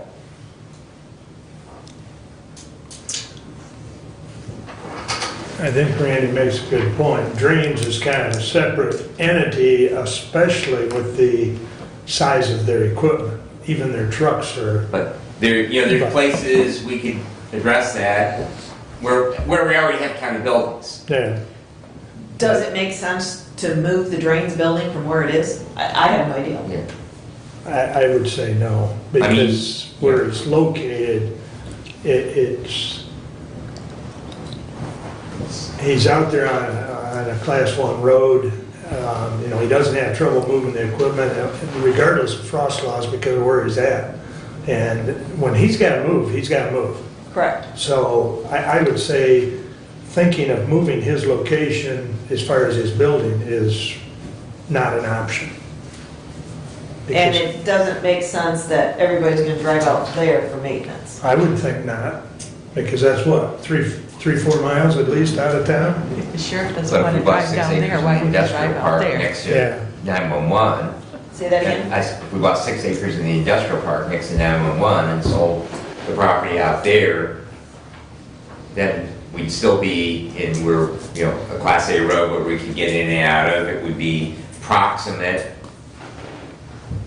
to other things that we're doing. The only thing that is, you're talking virtually the same distance from there or coming to this garage. I mean, not really gaining much. But I'm just trying to find a location that's big enough Right. where, But I'm thinking his argument shuttling his cars back and forth. right, And one of the sheriff's discussions that he had with us during budgeting process, looking at this garage, was his concern, one of his desires to have that right on sheriff's property was, so if somebody sees a sheriff's car driving through the city of Hillsdale, going from the garage back to the sheriff's office, and there's an emergency, and that car doesn't respond, well, they don't know that that's the mechanic driving that car from the garage back to the sheriff's office, and he can't do anything other than work on the vehicle. So, you know, just some perception possibility there of, you know, hey, you got cars going by with their lights on, and here we got a sheriff's car sitting there. we have one of the ambulances too, so. I guess my question would be, is the facility we currently use that we're sharing with this maintenance individual and that facilities is using, is it adequate and in good repair with these small additions? I Because think what that- you've asked for is not We significant had a monies. new roof on that building, I don't know, like 5, 6 years ago, and we put metal wrap around it, you know. That building there is about as good as, you know, we're gonna get a lot of life out of that one. I don't see any major repairs. We do need to do some upgrades on the inside, you know, like a drop ceiling and lighting, and I do have some money already, material set back for that. We just need a little bit more, and we'll update. Okay. Derek? I believe we built 2 storage rooms in that building. I know there's one at least for the treasurers. I believe there's one for the clerk's office as well. That is correct. Do those need any updates, any kind of temperature control or shelving or anything like that they don't have? Sheldon, light over the stairway would be nice too. A little dark back there. We'll get you. We'll get your flashlight. And nothing stuff on the doggone stairs, so I'm trying to climb up them. When you're talking storage, Yes, that's a real pain. Those have got mini Walking splits, around don't they? stuff going I'm up the sorry? stairs. Those have got mini splits, don't they? Didn't you? Yes. That's what I thought. Yeah. you're talking storage, and we have from the 1890 or 1800s books in the courthouse annex that someone needs to figure out where they're going to be, because if you sell the annex, where are we going to put them? And when the floor take that much weight. Exactly. Lots of decisions, that's true. We're definitely gonna need more storage. You know, as we do whatever we're gonna do with the courthouse, things are being shuffled around, if we're gonna close the courthouse down, the annex down, you know, we really need, that should have been actually on the list as some sort of storage facility. Really should have been. Afterthought. What's in the annex that's being stored that's? The entire basement. I walked through the basement. No, I Down know in that last There's a quarter, big underneath. thing towards the north half. Have you gone down a slope that goes like this? If you Well, haven't, I you've don't been know. there. I was in the basement looked empty. Evidently, there's a room I missed. Yeah. You missed the room. You get to it, you get to it through the, And that's what, nasty. basement Go through access. the boiler room and do it. Yeah. It's locked, so. And there's Leaves. there's still some clerk's data down there in that, I do believe too, I think as, when Randy and I were down there was some, birth certificate, or birth record books, there's maybe some death We record shouldn't files. have anything down there. I was thinking I had seen. We don't have anything You don't? in that annex basement. We have stuff at the courthouse, in the basement of the courthouse, upstairs, and at the storage garage. But we don't have anything in the And that's annex. part of the problem, she's hit on it right there, you know, they've got it scattered willy-nilly. And we really do need a central location for storage that can be climate controlled and secured. As soon as it goes on code file, we don't have to worry about it. Now a bigger building. So, Well, you still keep hard copies. $273,000 and it's in the cloud Well, somewhere and that stuff will but- go away. And Just the, for the clerk's office. and the clerk's not, Well, there are 3 different areas. Well, that, You're not even talking treasures The yet. the clerk wasn't here, and that was my question. With that co-file bid that the clerk put in, does that mean that we do away with the physical hard copy records? They would stay with us unless State Archives comes down and wants them. And they came a while back and took records, and I don't think they're taking any more for a while. So we have to hold on to those. So yes, you keep the hard copy. What did Bambi do with her hard copies? I thought they're gone. There's, I think, different statute dealing with deeds than there is with the clerk dealing with birth records, death records, Marriage records. marriage licenses, those types of things. Derek? I was just gonna, kind of piggyback on that. They all have different retention rules. Some of them, even if you have them digitally, you still have to have the hard The copies. permanent record. It depends on what they are. Now, some places, I think, in district court, they were able, and maybe Laura can touch on this, you're able to shred quite a few documents that you scanned in. Because they didn't have the hard copy retention schedule requirement. So it depends on the record. Yeah, I think like- births and marriages probably have to maintain a hard Forever. copy. You're an accountant. How long do you have to keep payroll records? 7 years. And everything's being shredded after that. Commissioner minutes, we have to, even if we do everything digitally, we still have to keep a hard copy. It's required in the statute, forever. And I think birth and death certificates would be a forever, whereas in, court proceeding, it's over the time that person dies and nobody's really going to care whether or not they The did court, 30. as far as I know, our court records, we have to keep unless Archives comes down and takes them. I don't know if there's any, like the district court, I don't think we have a time where we can shred appeal paperwork after a while, but the actual files, we cannot, as far as I know. But I don't know about district court. We actually have a schedule whereby we shred file documents after, it depends on the particular kind of case. They should be shredded regularly. Our registers of actions have to be kept for 100 years, but those are digital, so that's not a space. See, and I know with our records, State Archives came down and took a big chunk of the court records because people will come down to do research and we have to send them to Archives because we don't have those records anymore. We have an index, but we don't have records. So what I'm hearing is we need to have a conversation about storage, and that could be part of this whole courthouse renovation One of and the biggest space. concerns is I've been trying to get the weight load out of the top of the courthouse. And we did a pretty good job and stuff, and now it manages to make its way back up the stairs and up there. And right now, as we pointed out, they've got 3 different places, and they've got a lot of records that they keep track of. What I'm saying is if we just had a small building, it doesn't have to be huge, but a building area, and it could be just south of the garage right there. And that would be an ideal spot to be able to strictly records, so they're not... Everything's in one place. Yeah, so let's go upstairs, see if it's there. No, not there, let's go. Well, we fortunately have a list and we know what's in the basement, what's in the attic, and what's down at the garage. I'm sure the treasurer's office is the same, they know where those records are at.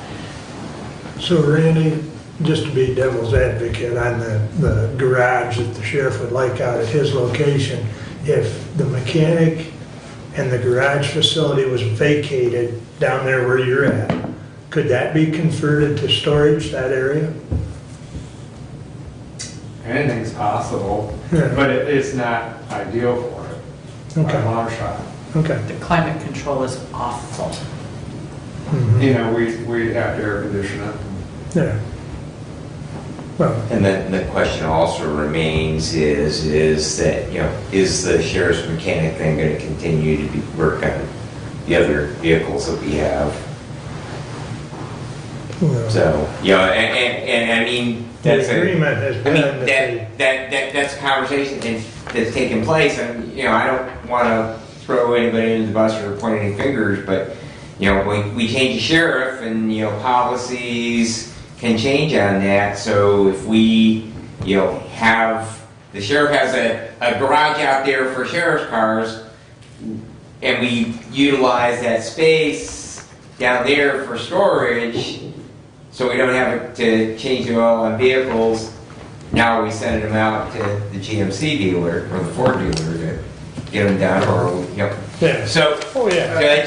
we need to have other equipment, Right. trucks. Right. Right, and that's my only point is, yeah, we do have this space, if you vacated it for one thing, but you still have other vehicles you gotta maintain, so you gotta make sure that, number one, wherever we go, if we are gonna do it all in one place, the building's big enough to do them all.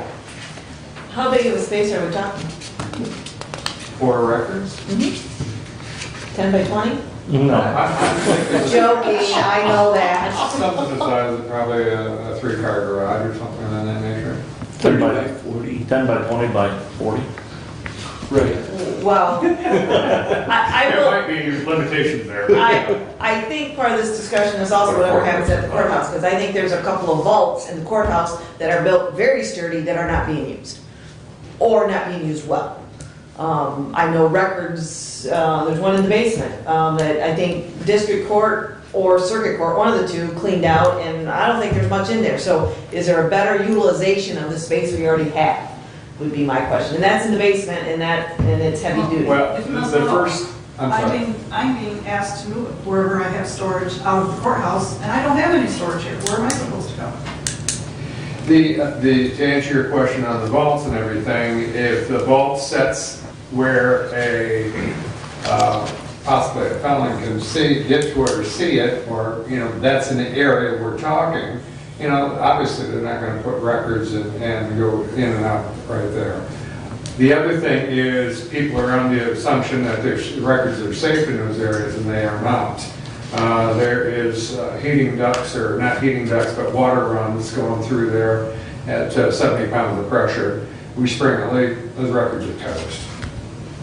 The other component, just put my firefighter hat on, is anything that's in the basement is gonna be a swimming pool, so we never have a fire upstairs. Yeah. So it's just a insane place. I think of that vault in the historic courthouse that's now off of the prosecuting attorney, where drains and IT used to be. There's a vault back in there, and every time I go down to that thing, it's like I can see 4 to 6 feet of water in this thing. That was the old coal chute, where our records are at, Yeah. as you go back in, that was the old coal chute. Yeah, We've had a toilet overrun upstairs and run down through the vault downstairs. yeah.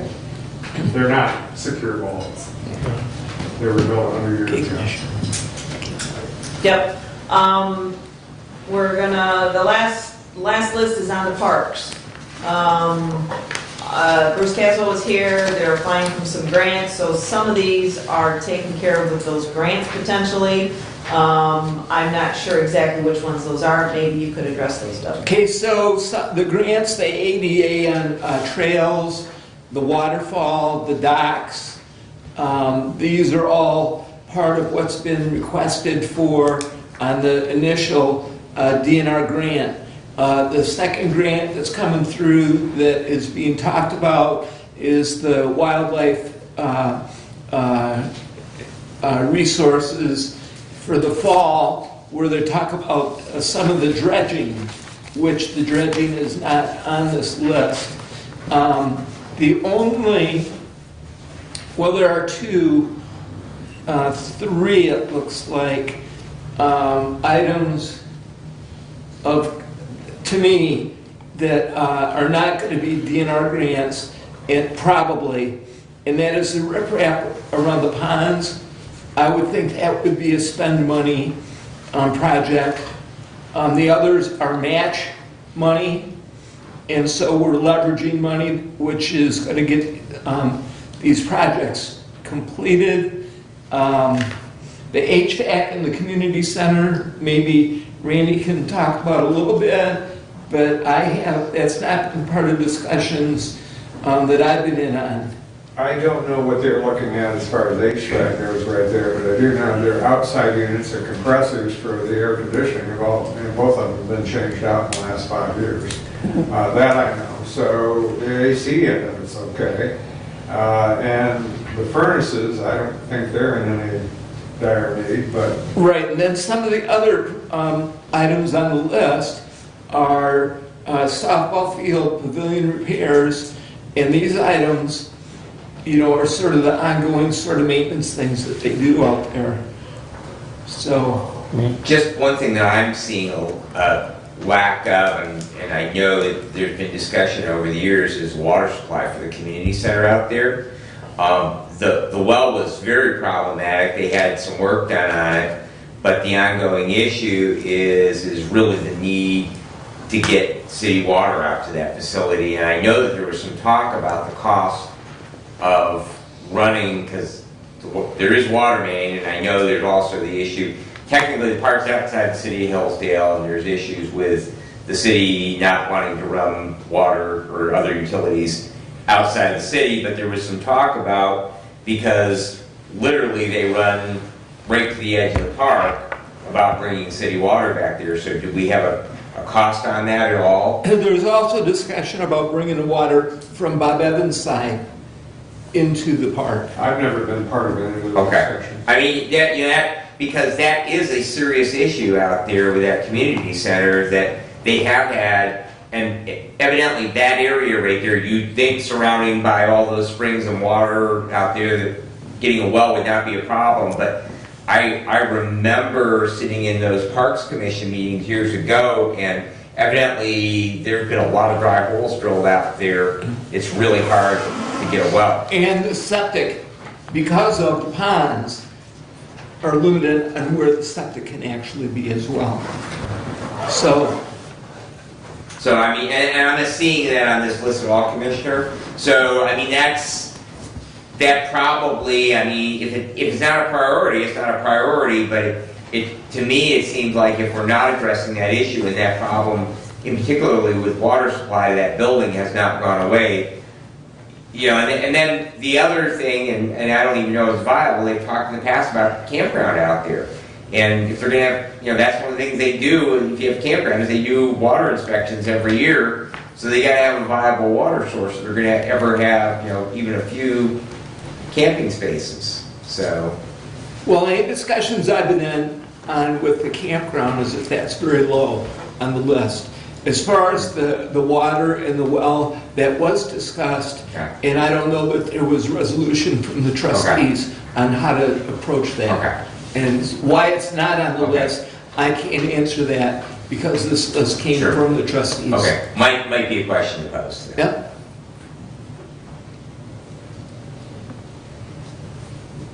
So the riprap.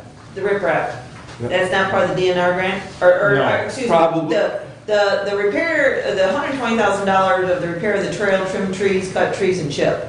I thought about the first 5 things were, for Is the that most part of part. the DNR grant? Yeah, I mean, I don't know. as I read this, I don't know if it was trim and cut trees, but I looked at about the first 5 items. I've got about 6 things here that are on the DNR match that will be, that will be matching. I think the playground equipment will be part of the program as well. Okay. Not this particular grant, but remember there's a 5-year plan, and I think that in year 2, we'll be seeing some of these other items. The pavilion repairs were part of the DNR grant? No. No. Bird Lake parking lot repaved was not part of the DNR grant? No. And the parking lot, the community center repaved and striped was Correct, not? no. Okay, all right. All right. Okay, That riprap around the ponds, though, that, I mean, we'd have to check with Bruce, but he was gonna put in that other grant through fisheries for dredging the But that ponds. was just for dredging, that wasn't for them installing riprap back. Well, he may be able to incorporate that, but And that's, over the course of 3 to 5 years of grant cycles, yeah. you know, we have to decide as well how long we want to wait. And it seems to me that the riprap, with the erosion that's occurring on those roads, is maybe an item we would consider, let's pay it. what is riprap? It's the big boulders that are okay. placed Yep. so that the water, Yep. you know, Yeah, the I just didn't erosion. know what constituted riprap, Yeah. that was so big boulder. So you're kind of building, And Commissioner, what pavilion? Is that the one that's in the back by the ball field? Because I know they built a newer, small pavilion up front a few years ago that was donated. There was a Yes. citizen that donated it. So when I'm in the parks meetings, you know, it's an ongoing conversation about the pavilions and the roofs. And I think that it's throughout into the park, and there's more than one pavilion back there. I think there's 2, maybe 3. Okay. And the deterioration and the abuse that happens with cars that drive through there actually requires maintenance that, you know, sometimes you wouldn't think about. Okay.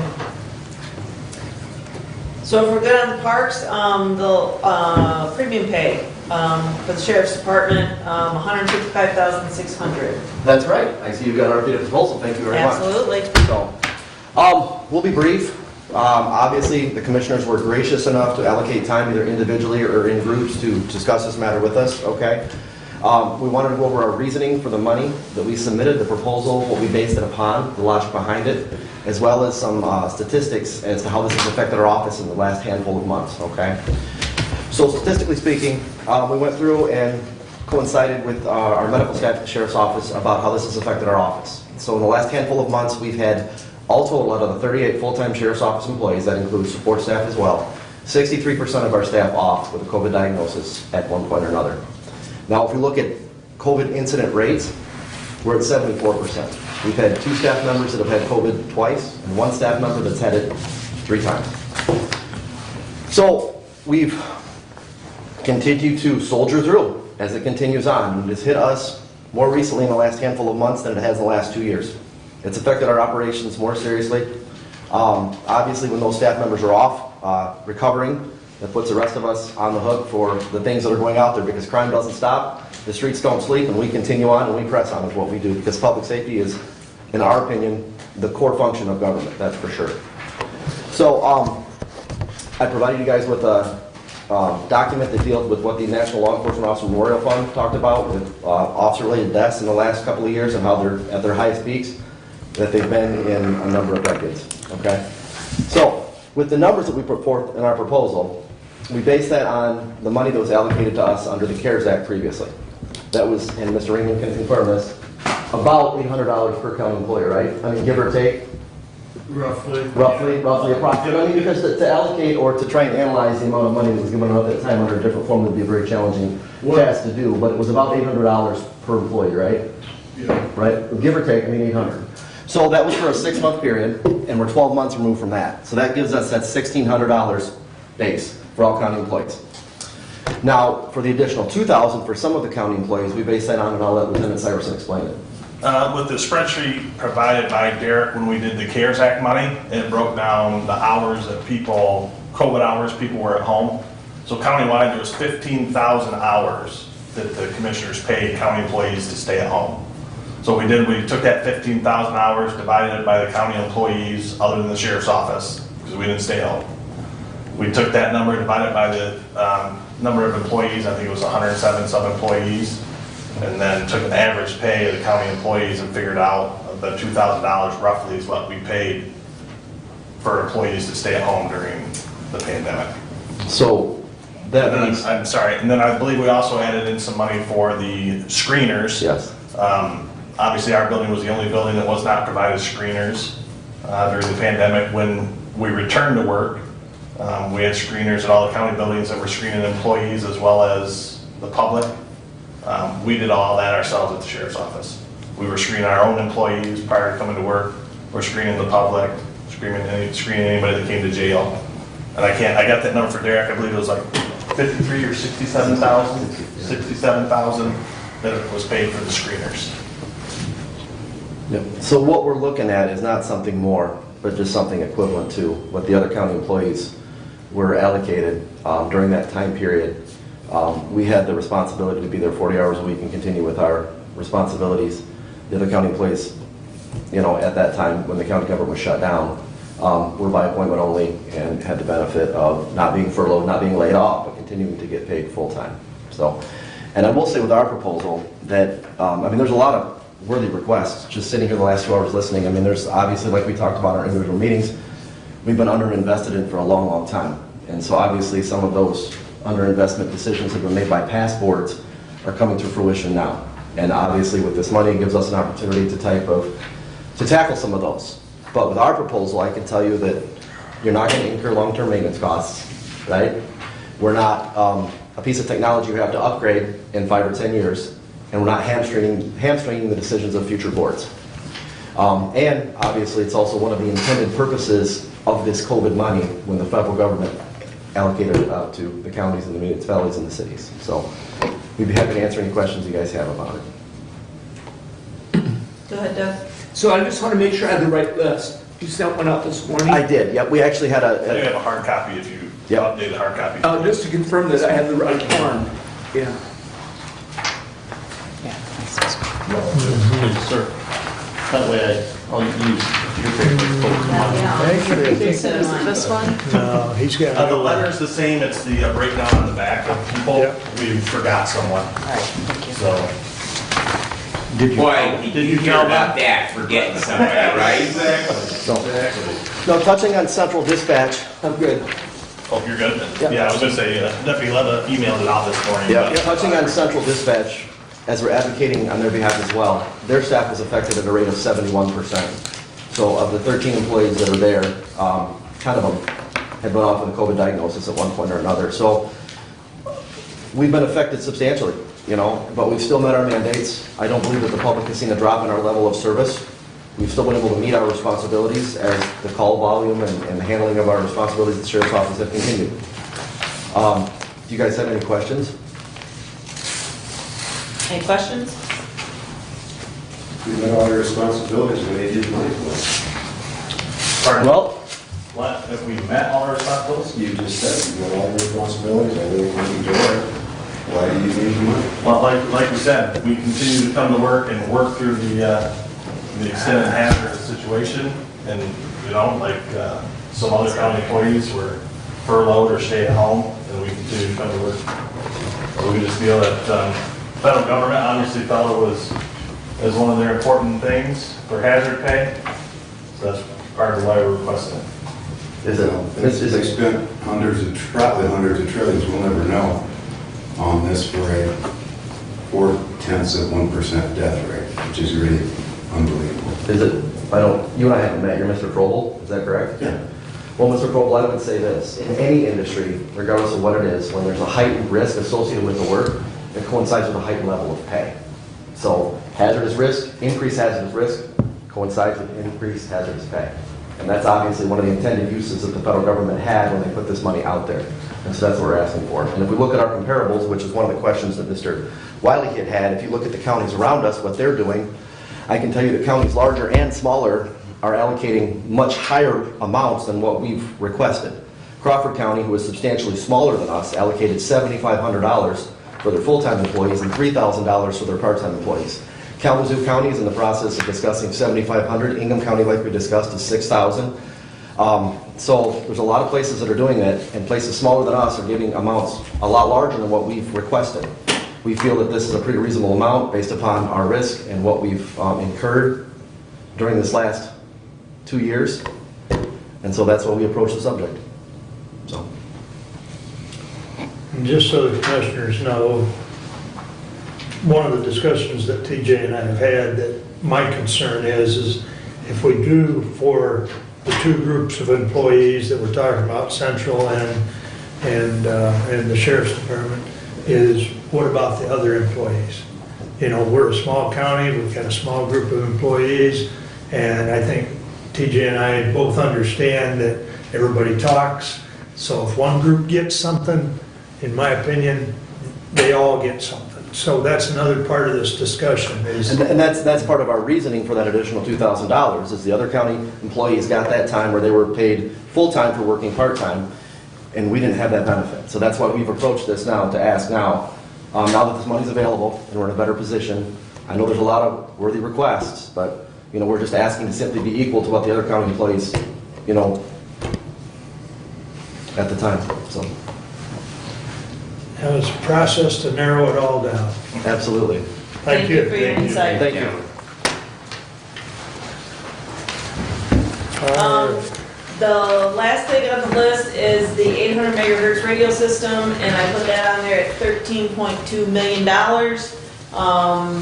That's what between the study that came in with the 10% contingency fee, that was the amount that's been discussed that's going to be necessary to implement the 800 megahertz radio system countywide. So that's the last thing on the list. So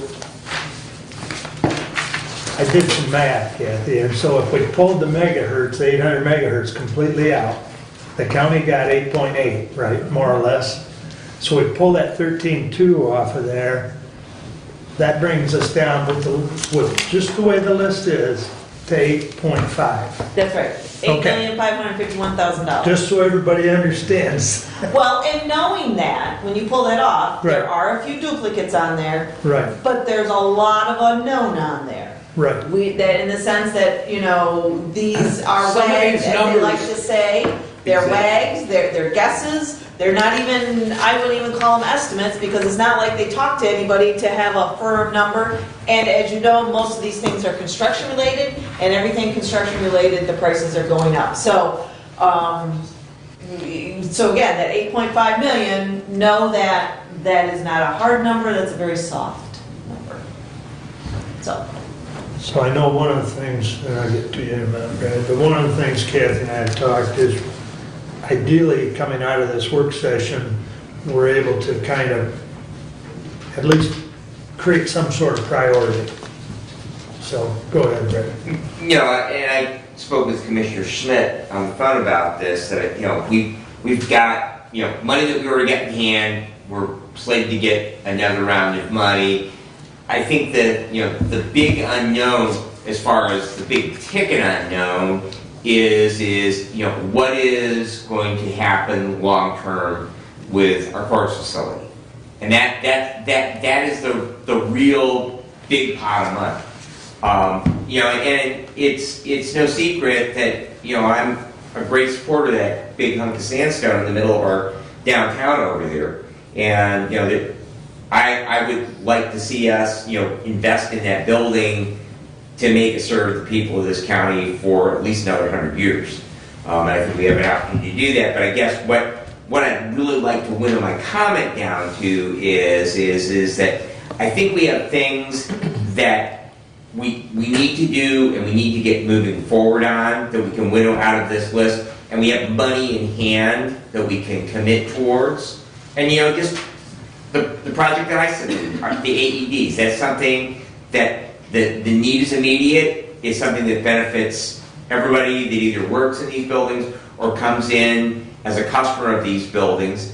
And so projects like that, just picking that out because I'm intimately familiar and advocated for that. But there are other things on this list, whether it's projects that Tim has or Randy has that, we can start moving forward with. And I think as we, deliberate, let's think about those things that, we can do and get started now. And then let's kind of keep in mind that, we have another chunk of money that's coming. And, some of those things, if we are going to consider, some form of compensation for our deputies and our 911 workers or all of our employees, other than the fact that I'm sure that a vacation would be really great about now, that's not something that we need to make a decision on now, that, we can put that decision off,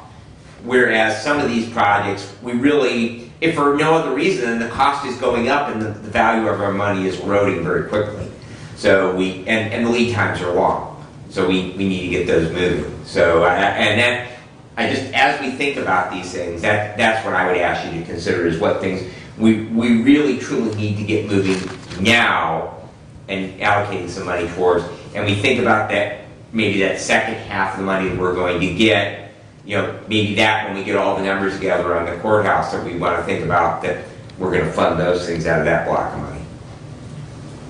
I would say the path forward is that the commissioners submit to the budget committee their priority on this list. The budget committee compiles a more prioritized list of projects, and then bring that back to the Board of Commissioners before you start saying which projects we're going to fund.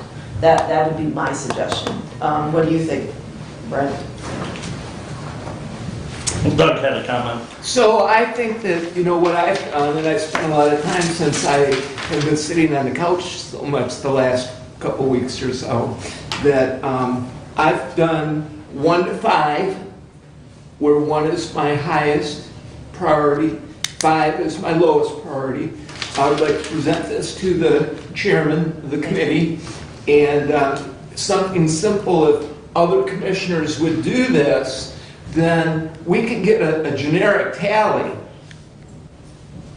that will give us some direction just by looking at that. Yep. And then we can proceed to spending and making some, you know, more immediate type decisions. But that would be my hope coming out of this work session, that the commissioners would hand to the chairman, you know, their completed 1 to 5 or 1 to 3 or whatever, however everybody did their own. So. Well, if you haven't done it, I prefer the 1 to 5 system.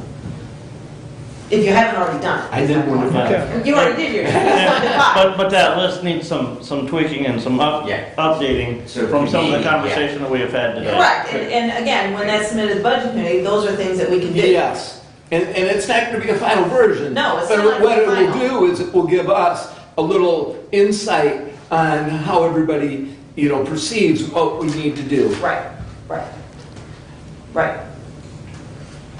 So what I'm hearing is that all of us need to give to you this list with a 1 to 5 before the end of the month.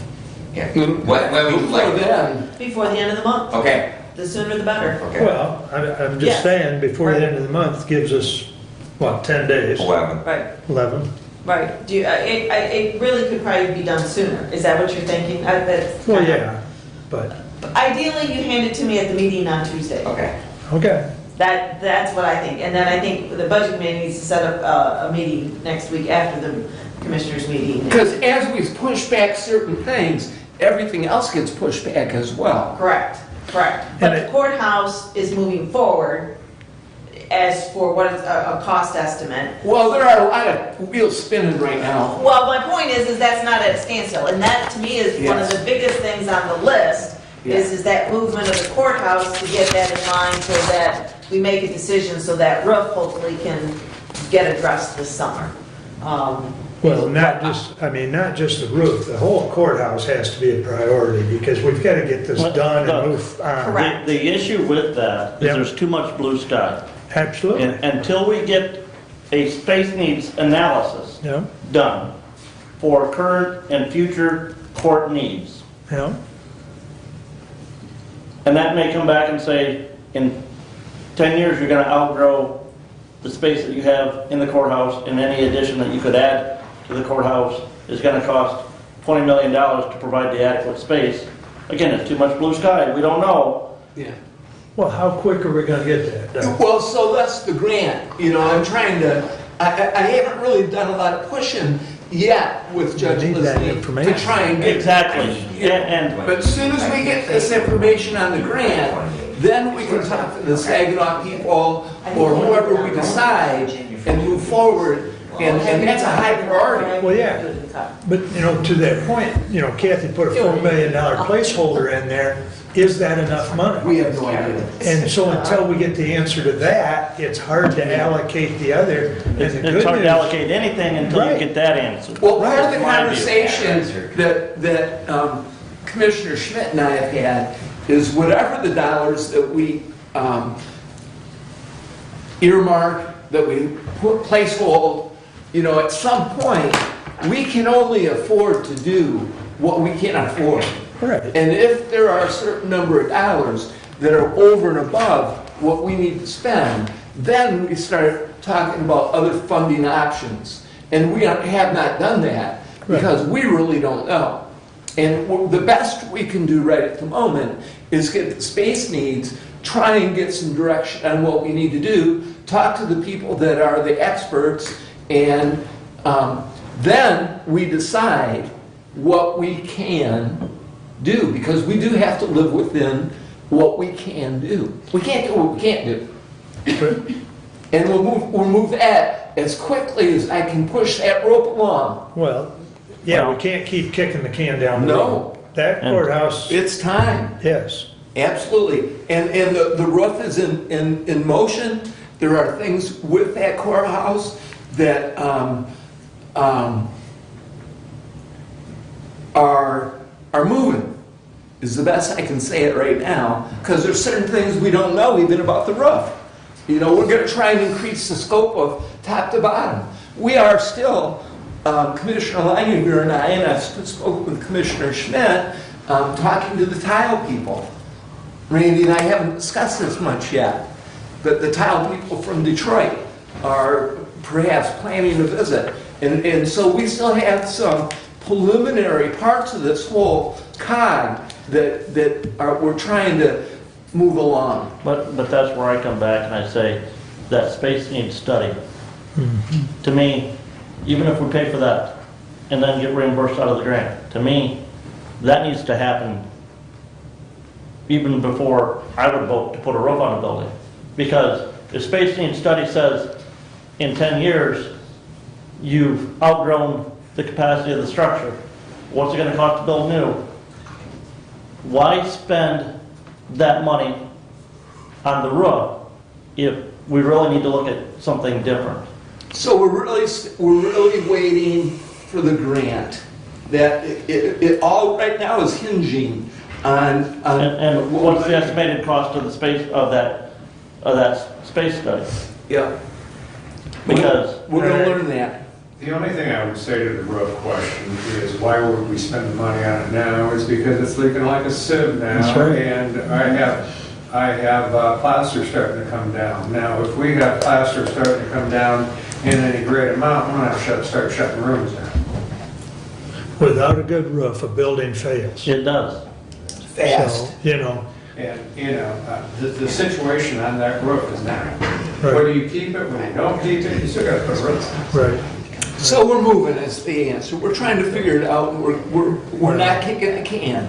The Well, you can is need to not- kick somebody's ass, excuse my language, but we need to get the information, because that is so integral to getting this done, Message heard. right? No comment. Thank you. I know part of that information coming out of that space needs study or the solving of the courthouse issue is it viable to keep the annex? Is that a viable option? Because quite frankly, if we keep the annex and keep the courthouse, I think we have plenty of room for the storage we're talking about, because there's plenty of rooms that aren't being used. I'm not saying that that's the best option, that's not what I'm saying. But what I want to hear as part of that discussion is why not keeping the annex is preferable, and putting an addition onto the courthouse is the preference over keeping the annex. Because I almost think that those are your options. Keeping the annex is one option, and refurbishing the courthouse, do some small refurbishing at the annex. The other option is to add a addition to the courthouse and sell the annex. The third option is to move into a new building, and I don't believe we have enough money to do that. And that's kind of what hamstrings us on the third option.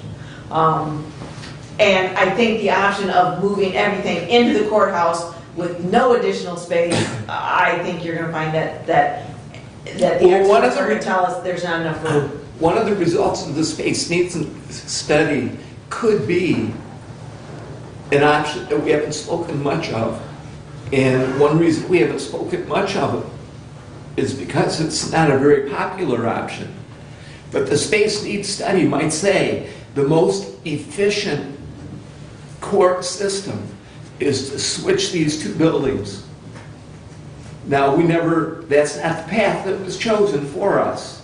Switch which two buildings? The county office building and the court building. I don't know, but there's been discussion that maybe I didn't think that was ever a discussion. Anytime that's been brought up, it said, no, we're not doing that. That's it's not. not very popular. That's right. And well, again, We're not the experts. Let the experts make that recommendation as to what's best for. I don't know how retrofitting this building for court space, it would be more efficient than building new construction onto the courthouse. To me, that makes no sense, because this building was just redone. Doesn't make sense to tear it up and go backward. I'm not a builder, but that makes no sense to rework a current building when you have an option to do new construction onto the current courthouse. I have a hard time believing that that is a viable option. When this building wasn't done, then you have a different conversation, but that's not the conversation we're having now. And with what I'm hearing about court space in the courthouse, again, you're going to tear this building apart to get court space. I would have to believe. I don't, personally, I agree with Kathy. You do not even include this building into that discussion. That's the money that was spent here, then to just basically tear it apart and throw it away is just garbage. So let's come back to that conversation about space needs study. Yeah. Where was the one done 7 years ago when we moved to this building? That's water under the bridge, and that conversation isn't going to clarify It's not. what we're going to do going forward. Right. And that's what we're trying to do, is clarify what we're going to do going forward. Uh, I understand your concerns, but it doesn't help this conversation. No, it doesn't. And we just need the information on the court building, and we need to be able to move forward, because that is such an important piece when it comes to how this money is going to get allocated.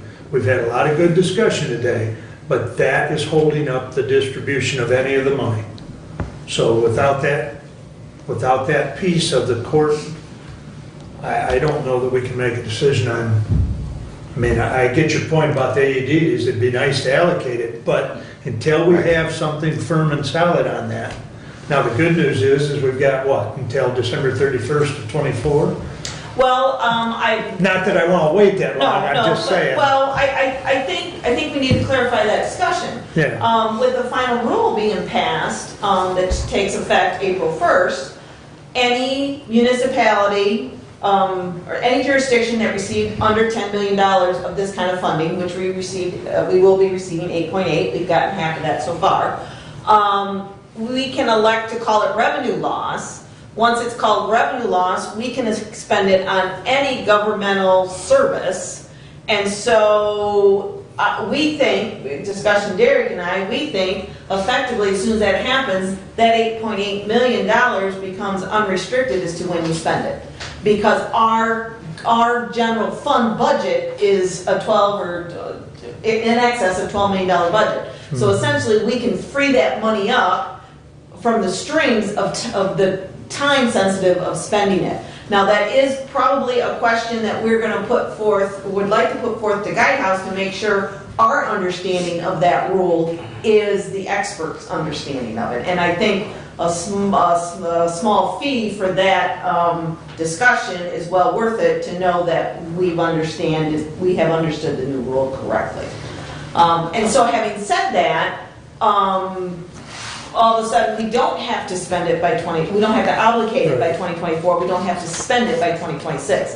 Having said all that, we'd like to get that courthouse solved and hopefully done before 2026. Well, it needs a roof. Oh, absolutely, absolutely. Okay. Well, I think we've beat that up. Is there any other comments that are germane to? All right. Moving along then, is there any public that would like to comment? Good morning, Glenn. Hi. I just want to tell you I appreciate this meeting. The back and forth is good. You don't know what you don't know. Always remember that, because it'll bite you in the ass every time when you think you know it. Just be careful you don't spend money on things that makes government bigger, and you don't, after the money's gone, then you've got to wonder why I have a shortcoming. It's the worst thing you can do with this. Thank you, Mike. When's round two gonna be? Probably as soon as we've got more information on that court building, Appreciate it. because I think that would require another work session. So, you got a closing comment, Jason? Well, I just want to speak as a community member after listening to all this stuff. I'm not going to touch on the stuff we talked about because we've already done that. Sure. But much like Glenn said, a lot of the stuff that we're talking about is things that are going to continue to keep us money, right? Continue to cost us money, excuse me. Listen to Doug and the parks and stuff. Our parks, we have wonderful parks, right? I believe the Green Ponds has been underutilized for years.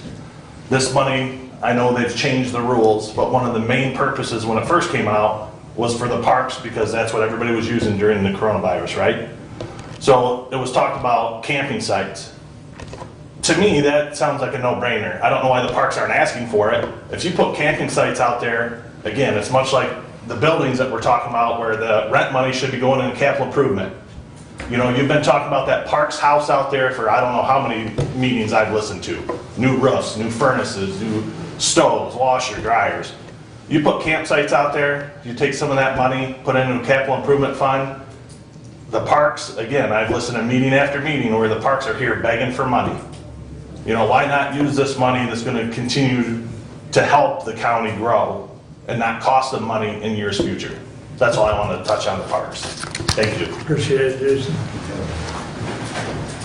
Anyone else? All right. Any other business, Kathy? Brad? Brent? Nope. Doug?